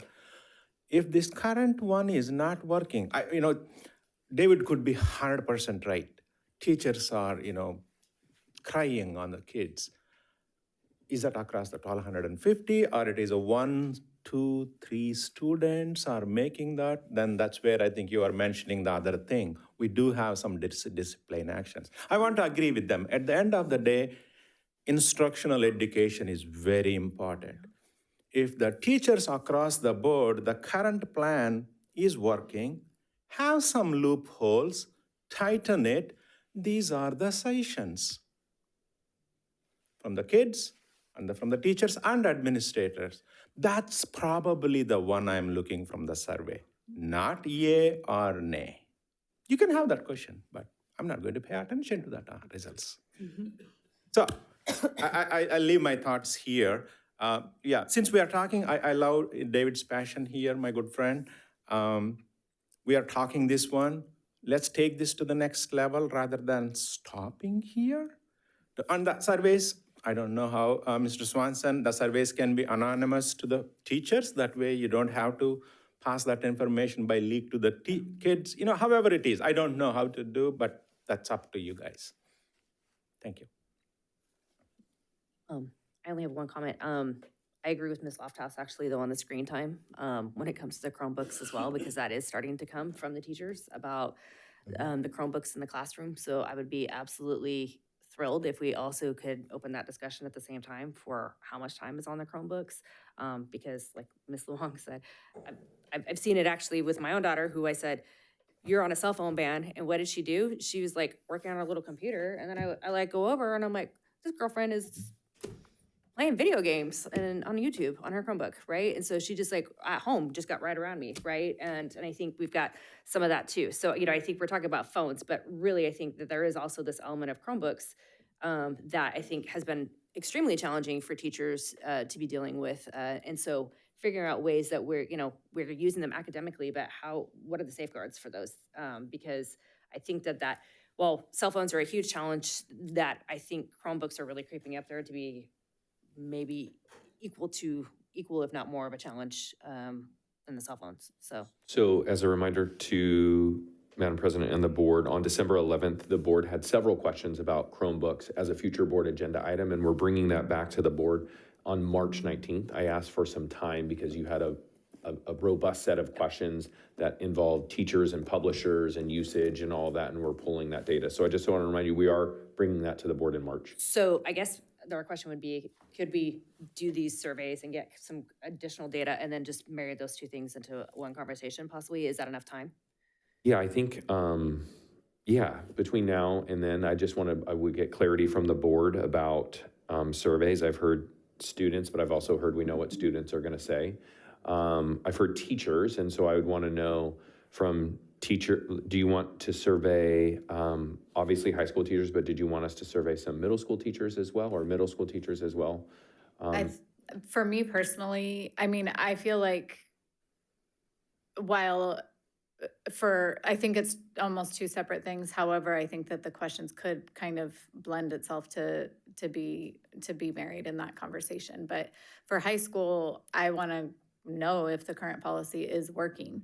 But then, and maybe that's where you invite them to kind of share their ways of getting students involved and active in the classroom and engaged in the learning process. But then also with that is the questions about the Chromebooks as well, and allowing them to kind of share their thoughts on the usage of Chromebooks in the classroom, and if that's a challenge, if there are no phones and there are the Chromebooks becoming a replacement challenge, for things like that. So I think, and then I would want to know middle school and elementary school with the Chromebook questions kind of go out to them as well. Teachers. Mhm. Yep. Okay, is that kind of taking what I feel is consensus from the board, is develop a survey that is not only for cell phones for our teachers, but also Chromebooks. Combine that in a way that is able to feed our presentation for Chromebook use in classrooms on March 19th, but also inform the board about our teacher team's feelings about cell phone use and our current policies. Is that all about teachers, administrators, or at least you are adding? You guys tell me. Like I said, I've heard In let's addition to ask that- kids, and I've heard a couple board members say we know what kids are going to say. So It's a yes, and whatever you said just now. In addition to that, I really want the high school kids, what else we can do? The thought-provoking questions, not the bell-to-bell ban. No, they're going to say no. That's not I'm talking. The thought-provoking questions, because they're sitting next to that kid. So that's what I want for those kids. we have a PhD who's doing this presentation for us. I'm sure that thought-provoking questions are probably in that Dr. English Pitts is PhD my first. jam. Yeah. Dr. Pitts is, she's nodding when I was speaking with some passion, so I'm good, thank you. You know, one thing that we could, if you're outside the box of a middle ground, is identifying, basically going back 30 years, when students used to smoke at school because it used to be legal. In order to wean them off of that, we created smoking zones where you could go and you could smoke. Obviously, smoking zones don't exist on our campuses anymore. Perhaps you have a bell-to-bell ban, except for within a cell phone zone that you have to go, and that's where you take your cell phone out, get your fix, and then power off your cell phone and go back to outside of the cell phone. I don't know, but it's also, obviously, there are drug deals in our schools that are going down because the students can text a meetup spot. We all know it. Whether we say it or not, we know it's occurring. I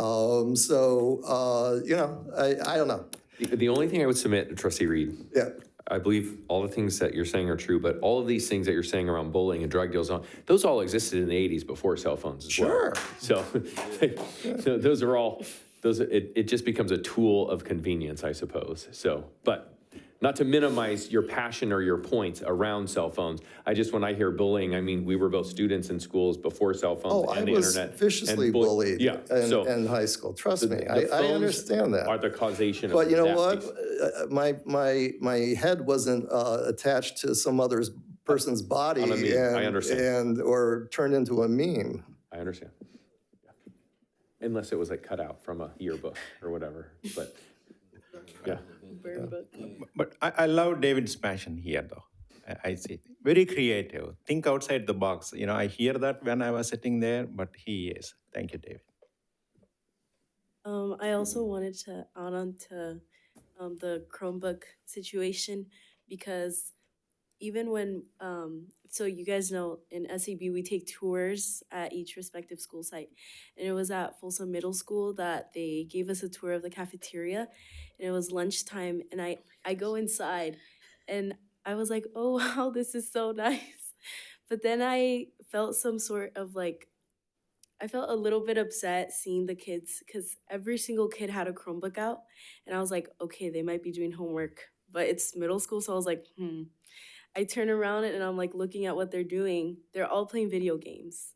So then I'm like, I feel like yeah, the phone is a problem, but I feel like we should also discuss what we can do with Chromebooks, especially with middle school, because it might be different than high school. Because I mean, for high school we have homework and it's all in the computer. Everything's online. So I don't know, something that could help. So obviously going to be included in March, and I think one of the things that Dr. Pitt covered is it's around implementation, right? But we also know that young people are always people are going to always find a way, right, around that.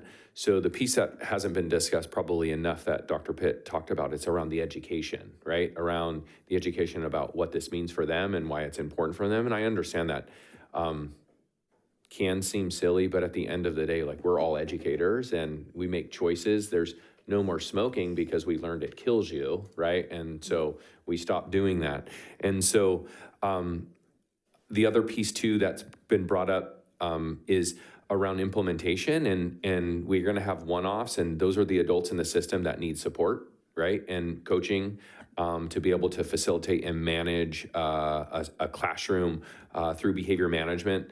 Same thing is true for prior to cell phones for kids spitting spit wads or getting up out of their seat and like, what's that?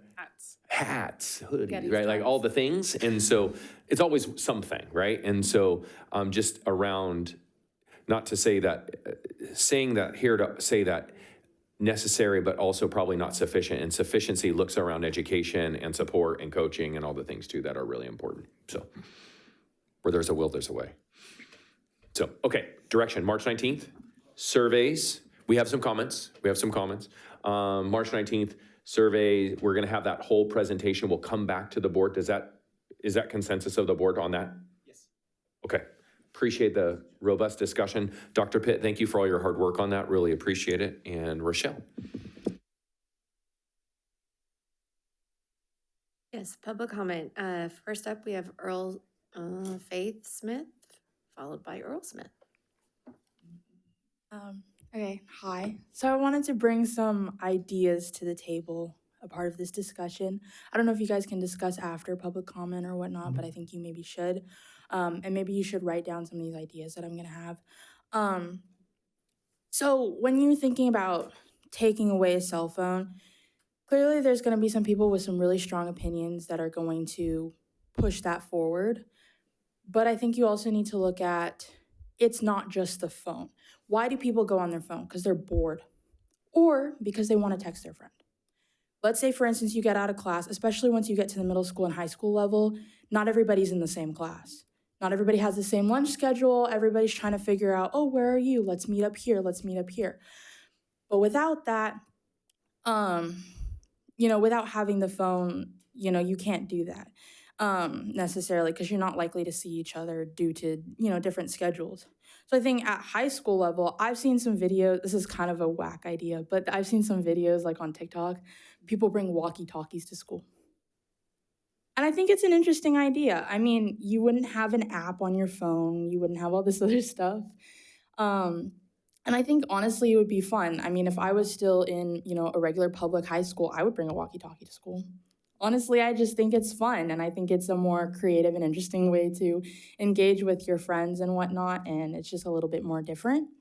And I'm not saying you should take away phones, but I know you guys are going to likely, I know Reed is talking about advocating for taking away cell phones, but if you're really going to think about doing that, think about the student and make sure that they're not going to be bored, And on top of that, think about if you're not going to have a cell phone. So like, for example, when you're in kindergarten, what do you do during recess when you don't have a phone?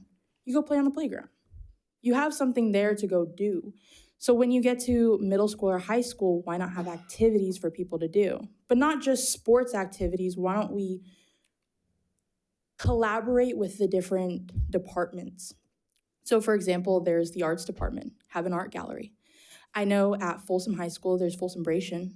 And when there's Folsombration, most of the time when people are on their phones, I just see them calling their friend, hey, where are you? Or they're taking photos of the different stuff that they see. That's what they're doing. They're not on their phone playing games because they're looking at the art. And at the same time, there are bands playing. So why not collaborate with the music department? Have them play during lunch. I'm 100% sure most of those band students would be thrilled, choir students would be thrilled to have their own bands to come together, or even just the class in general come out and play during lunch. Or what about the theater department? Have them put on a play. Have a student write a play and then have the play get put on. Put together stuff like that. Or there's all these different clubs. How about we showcase a club? Or maybe there's a workshop for that club. Or maybe there's a lot of people who like to do spoken poetry. Why don't we have some spoken poetry during lunchtime? If you want students to engage, you need to push them to engage and want to engage. I don't think you should put a phone ban. I think you should push students to want to engage with other students, to get to know other students by showcasing different people's talents. People want to showcase their talents, whether that's in different ways, but also think about too, there's a lot of people, they sit alone at lunch and they're on their phone because they don't socialize. You take away the phone, now what are they gonna do? They're gonna sit alone and feel miserable, more miserable than they would be with their phone. So why not have music? Now they can sit there and listen to music without having their phone. So if you're gonna consider, I'm even thinking you should do this at the middle school level now, because you have all these phone bans for the middle school level. Try this out at the middle school level, and then see how much more people actually engage instead of secretly having their phone. I'm almost done. High school level, maybe push these activities. Don't do a phone ban. Push these activities and see how much more students engage. Maybe you won't need to put a phone ban because now students are engaging because they don't want to be on their phone. They want to engage. Thank you, Faith. Yeah. Next up, Earl Smith. Mr. Reed, when you throw out these different states, there's no concrete, something we can look at. It's just like, this is my idea. This is what I see. I want to see some foundational of what you're saying. My mom moved to Florida. She has permanent guardianship of my nephew. What you're saying is, I'm not hearing that from her. I'm not hearing that from my nephew. A phone is a computer. I do agree with the ban at the middle school. And I want you to think about this. And Dr. Pitt, I would love to see, with your expertise and your research, the information on the dopamine of the kids per their age. That's why I support the ban at the middle school, because per their brain and per dopamine, it destroys them. I can't even believe parents give their elementary students phones. That just is outrageous to me. Faith did not have a working phone till her junior year. Look I sent you guys her transcripts. However, she took college biology at ARC this semester. Got scared, but she got that A. Her finals, everything, it was on her iPad that I bought her at 7th grade during the shutdown. You can't remove technology. We as a community will fall behind. Those kids are smart with the technology. But I want you to look at it from this standpoint. Folsom High, administrators, the principals is crying for help on the vaping. That's illegal. But yet they can't even control that. You think they're gonna control cell phone? I thank God that Faith, out of her own fear, captures some illegal activity from teacher. At the high school level, it's a positive tool, and when all the instruction is online, they can access it from their phone, thus supporting their education. And I agree with Ms. Lofthouse. You need to teach children how to balance. At the middle school, they don't have the mental capacity. My uncle is a psychologist, PhD.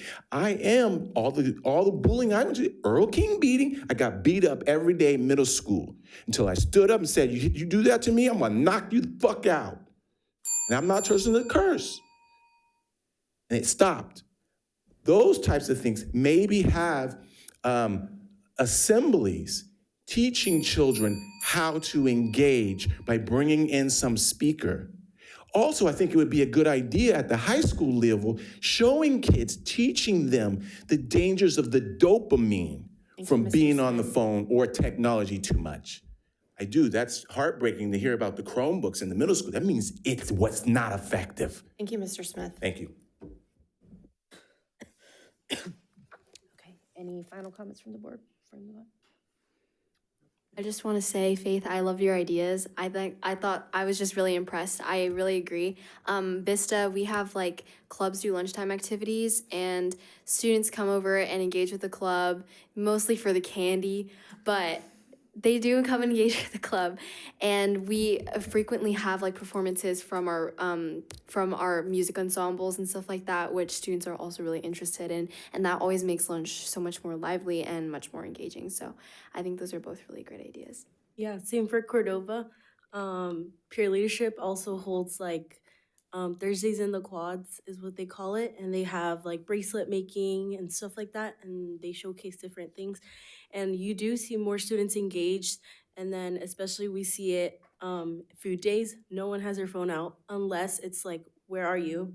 Oh, let's meet up here. Or they're selling boba here. Like, let's go over here. So thank you for pointing that out, because sometimes we do forget about the pros of having phones and like, or finding alternatives for the phones. Or promote productive like usage of them. Yes. Fantastic, thank you. Okay, we'll move on to item 14, superintendent's report. Yeah, thank you so much, Madam President. I'll make my comments brief. Dr. Pitt just, sent me a message on my phone, but it's important to communicate that tomorrow on Friday board updates, we're going to be sending out resources to parents and staff regarding cell phone use. So they'll get some education from us tomorrow. Real quick, just want to highlight some really cool things. There's always so much to highlight that's going on in our district, but these three things are really salient for me that I want to share today. I just want to celebrate the board and say thank you, not only because it's School Board Recognition Month, but because you spent your Saturday here talking about learning about and talking about continuous improvement, which is one of our process targets. It's our #1 process target. Tools we use, right, to get 1% better every day. And I just wanted to say thank you. On a Saturday morning, you all came in and were all fully engaged, and your dedication to our students shows 24/7, and I really appreciate that. Related to that also, we are, through Dr. Huber's leadership and a bunch of other support, we hosted, I believe, our probably 6th or 7th Aspiring Administrators Academy, which is a monthly activity for our current teachers and current instructional coaches and there's a couple APs in there, but mostly folks that are still in the classroom that are interested and intrigued about potentially taking a leap into administration. It's not for everybody, but covering all the different topics that they most likely won't learn in a credential program.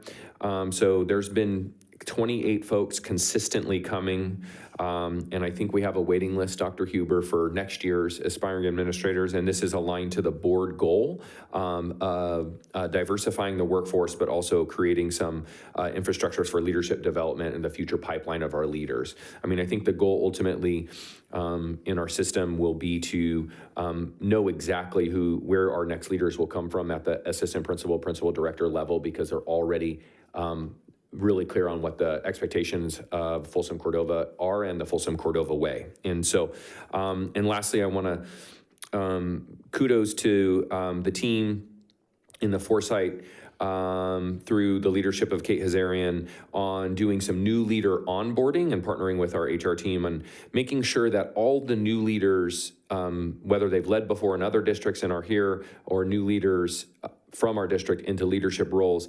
going through 5 modules this year around our 5 collective commitments, and that the first module for collective commitment 4, which is be curious, was today, and we're hosting 2 each module. There are 5 collective commitments. Each one we're hosting 2 just based on different leaders' schedules. And I swung by that today, and it's really nice as we're getting new leaders in, not only through their pre-boarding and their sort of standard onboarding process of keys and job and card. They're being informed into, again, what the FC way is around our collective commitments.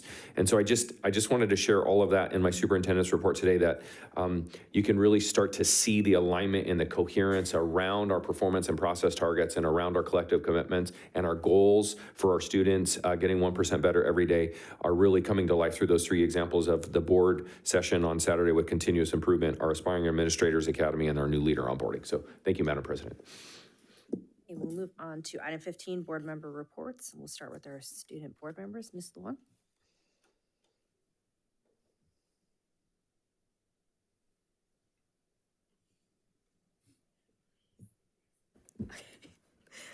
Okay, so just some few updates from Vista. We hosted the SAB meeting, so that was very exciting.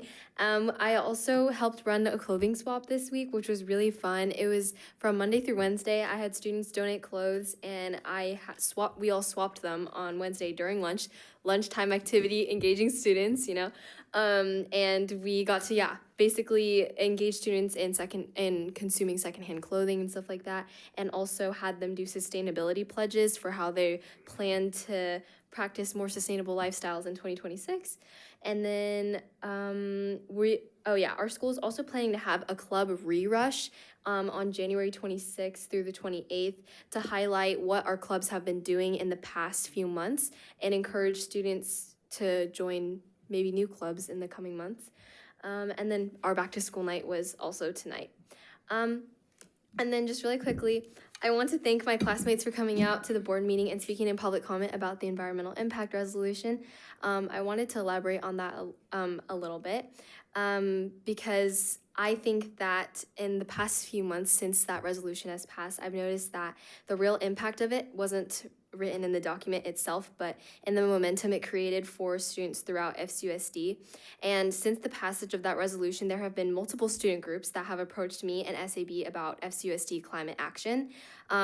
Most recently, there have been a group of girls at Vista that are working on a project to expand access to green waste disposal and educating students on the importance of composting.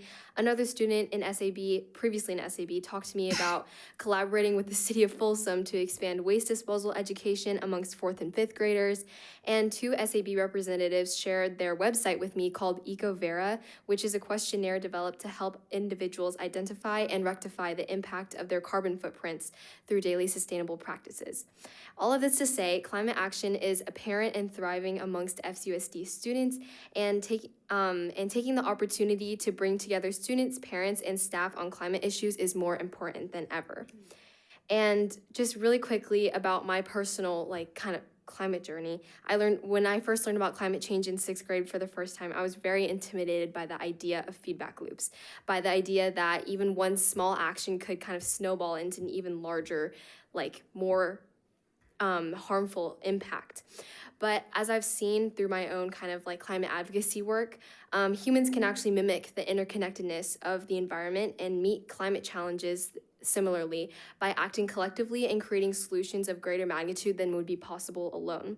So with the subcommittee, we have the opportunity to face such a complex issue as climate change with community. And I look forward to collaborating with students, Mr. Swanson, and more district staff on this matter. Thank you for your time, and I hope you all have a great night. Ms. Lopez Petraga. That was beautiful. Now to my board report. Okay, so some Cordova updates. On Thursday, we had the 8th grade tour where student government teamed up with Link Crew and peer leadership, and we all broke out into leaders of 3, and then we had about 10 kids each, and we gave them a tour around Cordova, and we answered questions telling them about our programs that we have, like the patient care program, which is a program that many students are interested in, especially because they find it fun that we get to wear scrubs on Wednesdays and Thursdays. So that's a prop of being in the patient care program. And then we had Mitchell come in the morning, and then we had Mills in the afternoon. And tonight actually was the 8th grade family information night. So there's club booths, but also what's it called? Class booths. So like student government had their own table being like, oh, you should like kind of what's the word? Sorry, why am I blinking? Oh, well, in a way, be like, okay, so when you become a freshman at Cordova, we have these clubs and these opportunities for you, and I'm pretty sure there were like probably college tables there too. And then we have our blood drive coming up on January 28th, which is a Wednesday, and on Monday I had my CSBA like student board member meeting, and it was about advocating and outreach. So for change, and so I got to share about how I advocated for student involvement in sports, and other student board members shared their experiences and what they have done. So I always appreciate those meetings because I get to learn from other student board members on what I can do better or even obtain more ideas for the future. So that's all I have for today. So, Ms. Lofthouse? I don't really have a report for tonight, but Happy New Year to everybody. Mr. Clark? Yeah, I will not be at the next board meeting on February 5th. So I do request that the item that we were discussing to bring back, come back to our meeting. I don't think we have one meeting in February, I believe. That it come back in March, one on the graduation requirements and ethnic studies. Other than that, I don't have anything. Thank you so much. Mr. Reed? Yeah, Happy New Year to everybody. I kind of feel like the 15th is maybe the last time you can say Happy New Year. Yeah. I kind of feel like once you hit the 16th, it's almost not appropriate anymore. But anyway, Happy New Year to everybody. And to the seniors, congratulations. You're one semester left. But it's an important semester, right? There's a lot of stuff going on. There's a lot of things to celebrate, but you still have one more semester. So finish strong. You know, May is going to be here before you know it, and you'll be in your gowns and walking across the stage. And I know the board, my fellow board members, it's one of our favorite times of the year, being able to be up there and celebrate with you. So it's going to go by like that. So you know, I really appreciated the Vista students coming out to talk about the climate committee. And by the way, I think we should do it. I don't know if I'd call it a committee. I think I'd call it a working group, because we just went through a whole exercise trying to reduce the number of committees that we have. But it really does seem like it would be ideally suited for a working group that, you know, had the student participation and staff and the community as well. You know, I've always been very passionate from when I was a student about the environment. You know, I founded the environmental club at my college. I started my college on recycling. I remember doing all the recycling back in the 1980s when my parents were like, why are you collecting these newspapers? Well, I mean, you gotta recycle them. I guess we don't do that anymore because there's no more newspapers. But I you know, would be very supportive of this and looking at climate change and what we can do in our very small microcosm to help that. So. Thank you. Mr. John Trailer? Awesome. Yeah. I think before January 1st, Mr. Swanson, thank you so much for inviting all the trustees to come to the holiday cheer celebration in this building. You know, I want to thank all of you guys, you know, for that. I didn't get a chance to talk to our teacher friends, all of them, because you guys are at the sites, unclassified and leadership. This is my heartfelt thanks and Happy New Year to all of you. Please pass those to all our members. That's all. I really don't have a report either, so Happy New Year and get home safely, everyone. We will move on to item 16, advanced planning. The next board meeting will be scheduled for February 5th. And there's the 12-month board calendar. Can I ask a real quick question, Madam President? Based on your request, Mr. Clark, there are 2 meetings in March. Does it, the first meeting in March, second, does it, does that work for everyone? First meeting in March? Okay, so, perfect. Okay, thank you. Okay, any suggested future agenda items? Do you want to review a few things on here with the team and get some direction from the board? The first one up there, I would love to get some board direction, is the recommendation for Sutter Middle School. I know that we brought back to the board that we convened a naming committee that included a community member, the school administration, elected official, the Folsom History Museum, facilities, and members of the district. And at the time, the suggestion was to hold off on renaming Sutter Middle School. The recommendation was lean into teaching students the real history of John Sutter, but also understanding the financial implications of renaming and rebranding a school was estimated to be around $300,000 of what goes into that based on our current financial climate. It is still on this. Today is the day we're supposed to bring something towards the board and we're not, so I want to get some direction of the board. Do we want to put this on the shelf? I don't know if that's the right nomenclature, but put this on hold or something we want to pursue and go through the naming committee process moving forward. I'd love to get consensus from the board about the next steps on this one. Yeah, Eric, I was putting some thought into this. I'd like to pursue it. And also when you talk about committee members, I didn't hear anyone from the Native American community on that committee to talk about it and to share their thoughts. So at first I thought about, yeah, let's just put it on the shelf or can it or whatever you want to do. But no, I think we should move forward with it. I'd agree with that. And I think that I would love to see some evidence of the education that happened around the real story of John Sutter, if that was part of the agreement of keeping that name, kind of how that rolled out, what was done. And so I would like to reconvene a committee and include some people from NAPAC into that. Okay. Other board members? Have we ever done a survey of the parents and the students at Sutter Middle School? We have not.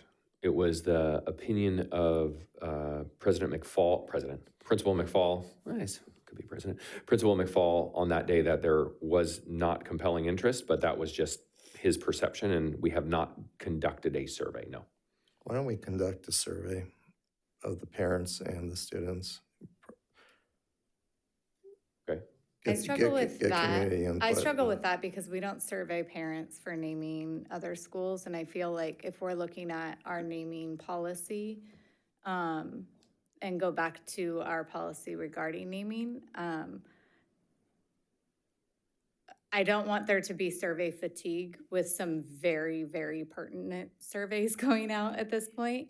And so I am concerned about having that be something that drowns out maybe something that I personally think it's important, but that we're looking at bond surveys, we're looking at some surveys that have some very important data coming our way. So I think that we need to be very cautious on how many surveys and what those surveys are looking at. I also think it probably needs to go to the Superintendent's Budget Advisory Committee. I mean, we're spending all this time to trying to cut expenses. And if we move forward, we've gotten an estimate that it will cost $750,000 out of the district's funds. It was $300,000. I heard 750. Sorry, about 300 was the initial estimate, but if the board gives direction to go actually like do a legitimate, we can get the official, that was an estimate from facilities at the time. Yeah, well, we should get that identified. And again, it's not whether to change the name, it's when is it appropriate to change or to consider it. I mean, we need to take into everything into consideration, including, being fiscal stewards of the taxpayer resources.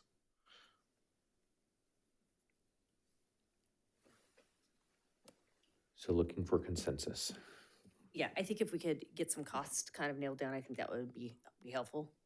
And I think that's going to give us a little bit of direction on that. I think it's again, it's a timing thing at this point. Yes, sir. Okay. I know we all agree bond is our goal for 2026. We got to make it happen. If the energies can be pulled together to focus on that kind of, I'm not denying on this one, but this can definitely come back. But I'm looking for where my energy is going to be and how this can be. So our focus is timing. I'm looking at the same I thing. think that's another thing though too. Like if we pass a bond, would there be potential with some of those costs to be offset by bond funding and stuff like that versus out of our initial funding that we have now? And I think that we also do need some more information on what the education component was, because I know that we had talked about talking to Sutter's Fort that they specifically had that curriculum, and did we get curriculum from them? Do we have the students down there getting that corrected curriculum? How did that roll out? I can confirm, yeah. Yeah. Yeah. I would also say that if we are moving forward with a name change, I would like the committee or whatever it is now, I don't know if it's a committee, but the process to seriously consider Leadersdorf as the name that we changed the middle school to. What's that? It's a little bit outside our current policy around naming, using a person's name. Yeah, all right, yeah. The policy guy. Yeah, well, yeah. All right. Well, then let's find a use for the Leadersdorf, whether it's a library or something. I mean, he's such a significant historic figure in the Folsom Rancho Cordova community. Really a trailblazer in the Black community. I mean, the first Black millionaire in the country. The founding member of the San Francisco School District. He owned all of this land in the community that we reside in. We need to promote Leadersdorf in some form or fashion in our district. So, but you're right. We said we weren't going to name schools after people anymore. So, but we can name something after them. So let me try to sum up, and please tell me if I'm close. Lukewarm interest in pursuing it right now, meaning I heard from 2 trustees about that. I think I have 3 trustees, or maybe 4, maybe 5, I don't know, that are interested in knowing the cost and knowing the education components to help better inform a potential future decision.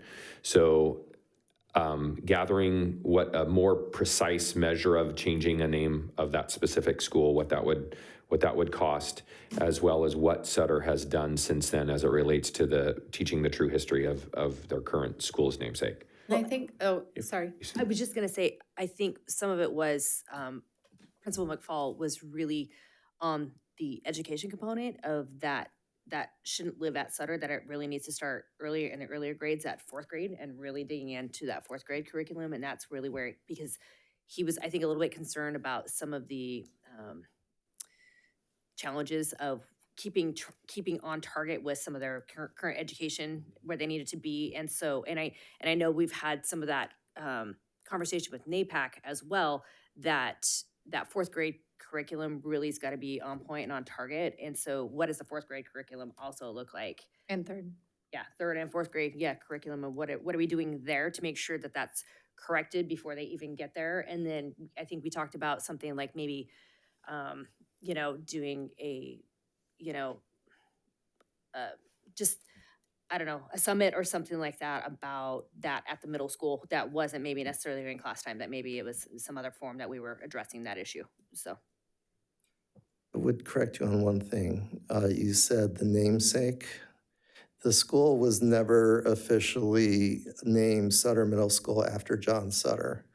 That we did the research, that never came up as we were naming it after John Sutter. The reason why we called it Sutter Middle School is because Sutter Street was right down the street from it, and that's the historic district of the city. That's the reason why we named it Sutter. Now, we all know why Sutter Street's called Sutter Street, because that was named for John Sutter. So, but I just want to make very clear, we did not consciously name this school after John Sutter. Apologies. Yeah. I do think too, once there's a price point, that is something potentially that our community partners may be interested in helping support that change. So that I don't know if once we have a price, that would fall solely on the district as well. So that might be something, with numbers, we can have conversations, but without that, we can't. So something to think about. Is the board okay, once I've procured the numbers around a rough estimate or close enough, better than rough, sharing that in a Friday board update, so you just have that information and then get consensus about what next steps are? Does that work? I'm okay with that. And I'll get information about the education pieces. I don't want to say with confidence, I don't think anything's happened from that conversation in 3rd and 4th grade, but I will confirm, because I don't know of any vertically articulated conversations about that, but I'll confirm that too, get that information to you, and then I'll take direction.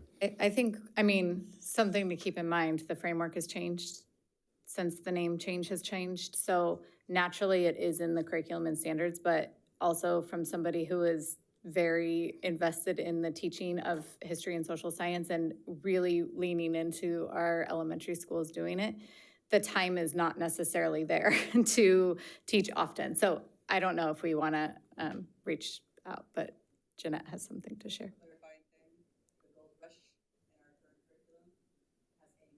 Yeah, so it doesn't have much about the gold rush and its impact, even though it was a dramatic thing that happened that affected land, people who live here, all the things, but it really is a paragraph.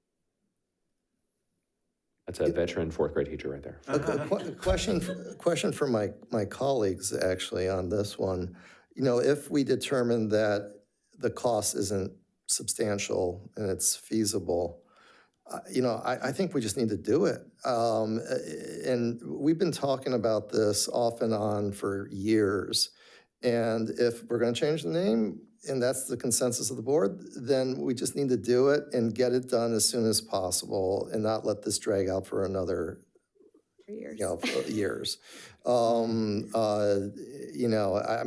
Honestly, it should be a goal that if the cost is nominal, and we determine the cost is nominal, then we should plan on the 2026-2027 school year, that in August we launch with a new name. Enough of this conversation. It's tiring. Okay. I have my homework. Yeah, We good? Okay, you good? I'm sorry. No, I want to request my colleagues, this year is our bond. Bond is do or die for us. I'm going to say that because 11,500 homes are going to be built. And Ranch Cordova, Elliott is building. They are building. So where do we put our energy? I just want to request my colleagues, at least we can put off this to an year. At least we all can focus. Because this is going to create so much things in the community. I just want to be honest here. So where do we focus our energy? No, I think we are a multi-functioning board, and I think we can handle more than one thing at a time. It's not about... Well, I know, but you're just pushing that we should focus on the bond, We have a myriad of things that we can focus on. That's our job. Agreed. It's not about us, me, or you, or anybody here multitasking. I'm looking at the communities. So that's where it is. Whether they're going to be focusing on bond or change or this, that's where I am looking at, not me or you. So that's my request to the, the group here. I think really what you're more saying is that I think we're already anticipating opposition in the bond, right? That's already going to be there, right? I think what you're saying is adding this layer on that could heighten emotions, and that could potentially also affect that, just because people will be hyped up. So, I think it's just as a timing issue, is like, do we get through the election and then, and then make that final decision? I think it's just a timing thing. I think it would be good to probably also pull in our consultant about maybe some of her experiences on that too. And again, I think there's a communication component to how we would communicate that out to people and different things like that. So I think it's just more, I think you're talking more of a strategy, not necessarily we don't do it, but just a strategy component of how we would roll it out. I think there's the flip side of that, where people might appreciate fixing a mistake in a community where we might see this as a mistake of naming and might look at it as a positive. So there is two sides of that argument, I would say. Madam President gave a tip, Mr. Swanson. I think there are experts who has done the bond and strategies and all those. Love to have some thoughts. She's already available for you every day for phone calls. That helps as well. Besides whatever the financial thing we are talking. I'm more on the timing and strategy. I can find that out. Thank you, sir. That's it. Next up on this question, we are going to finish this meeting, I promise. Trustee Reed, legislative action information from CSBA on land trust. I just want, it has January 15th, and I just want to clarify that you were looking for consensus from the board and received that at the October, or excuse me, gosh, it was a meeting recently, I think it was in December, on potentially adding some language to then look to see if the board was interested and had consensus in submitting that language, right? And so I think from here, it would be my recommendation that we work on that language and then we bring that as a proposal just on a discussion item.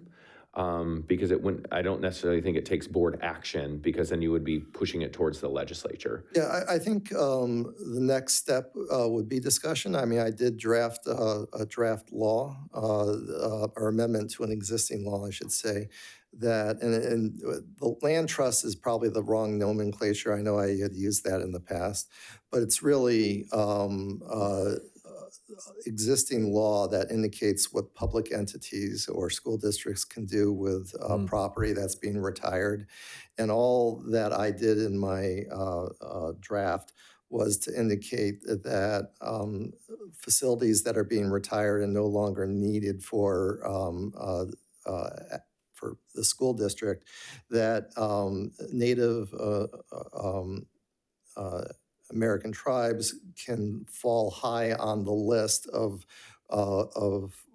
who can we provide the either at a cost or a nominal cost or no cost to the Native American tribes. So, I think the next step would be discussion.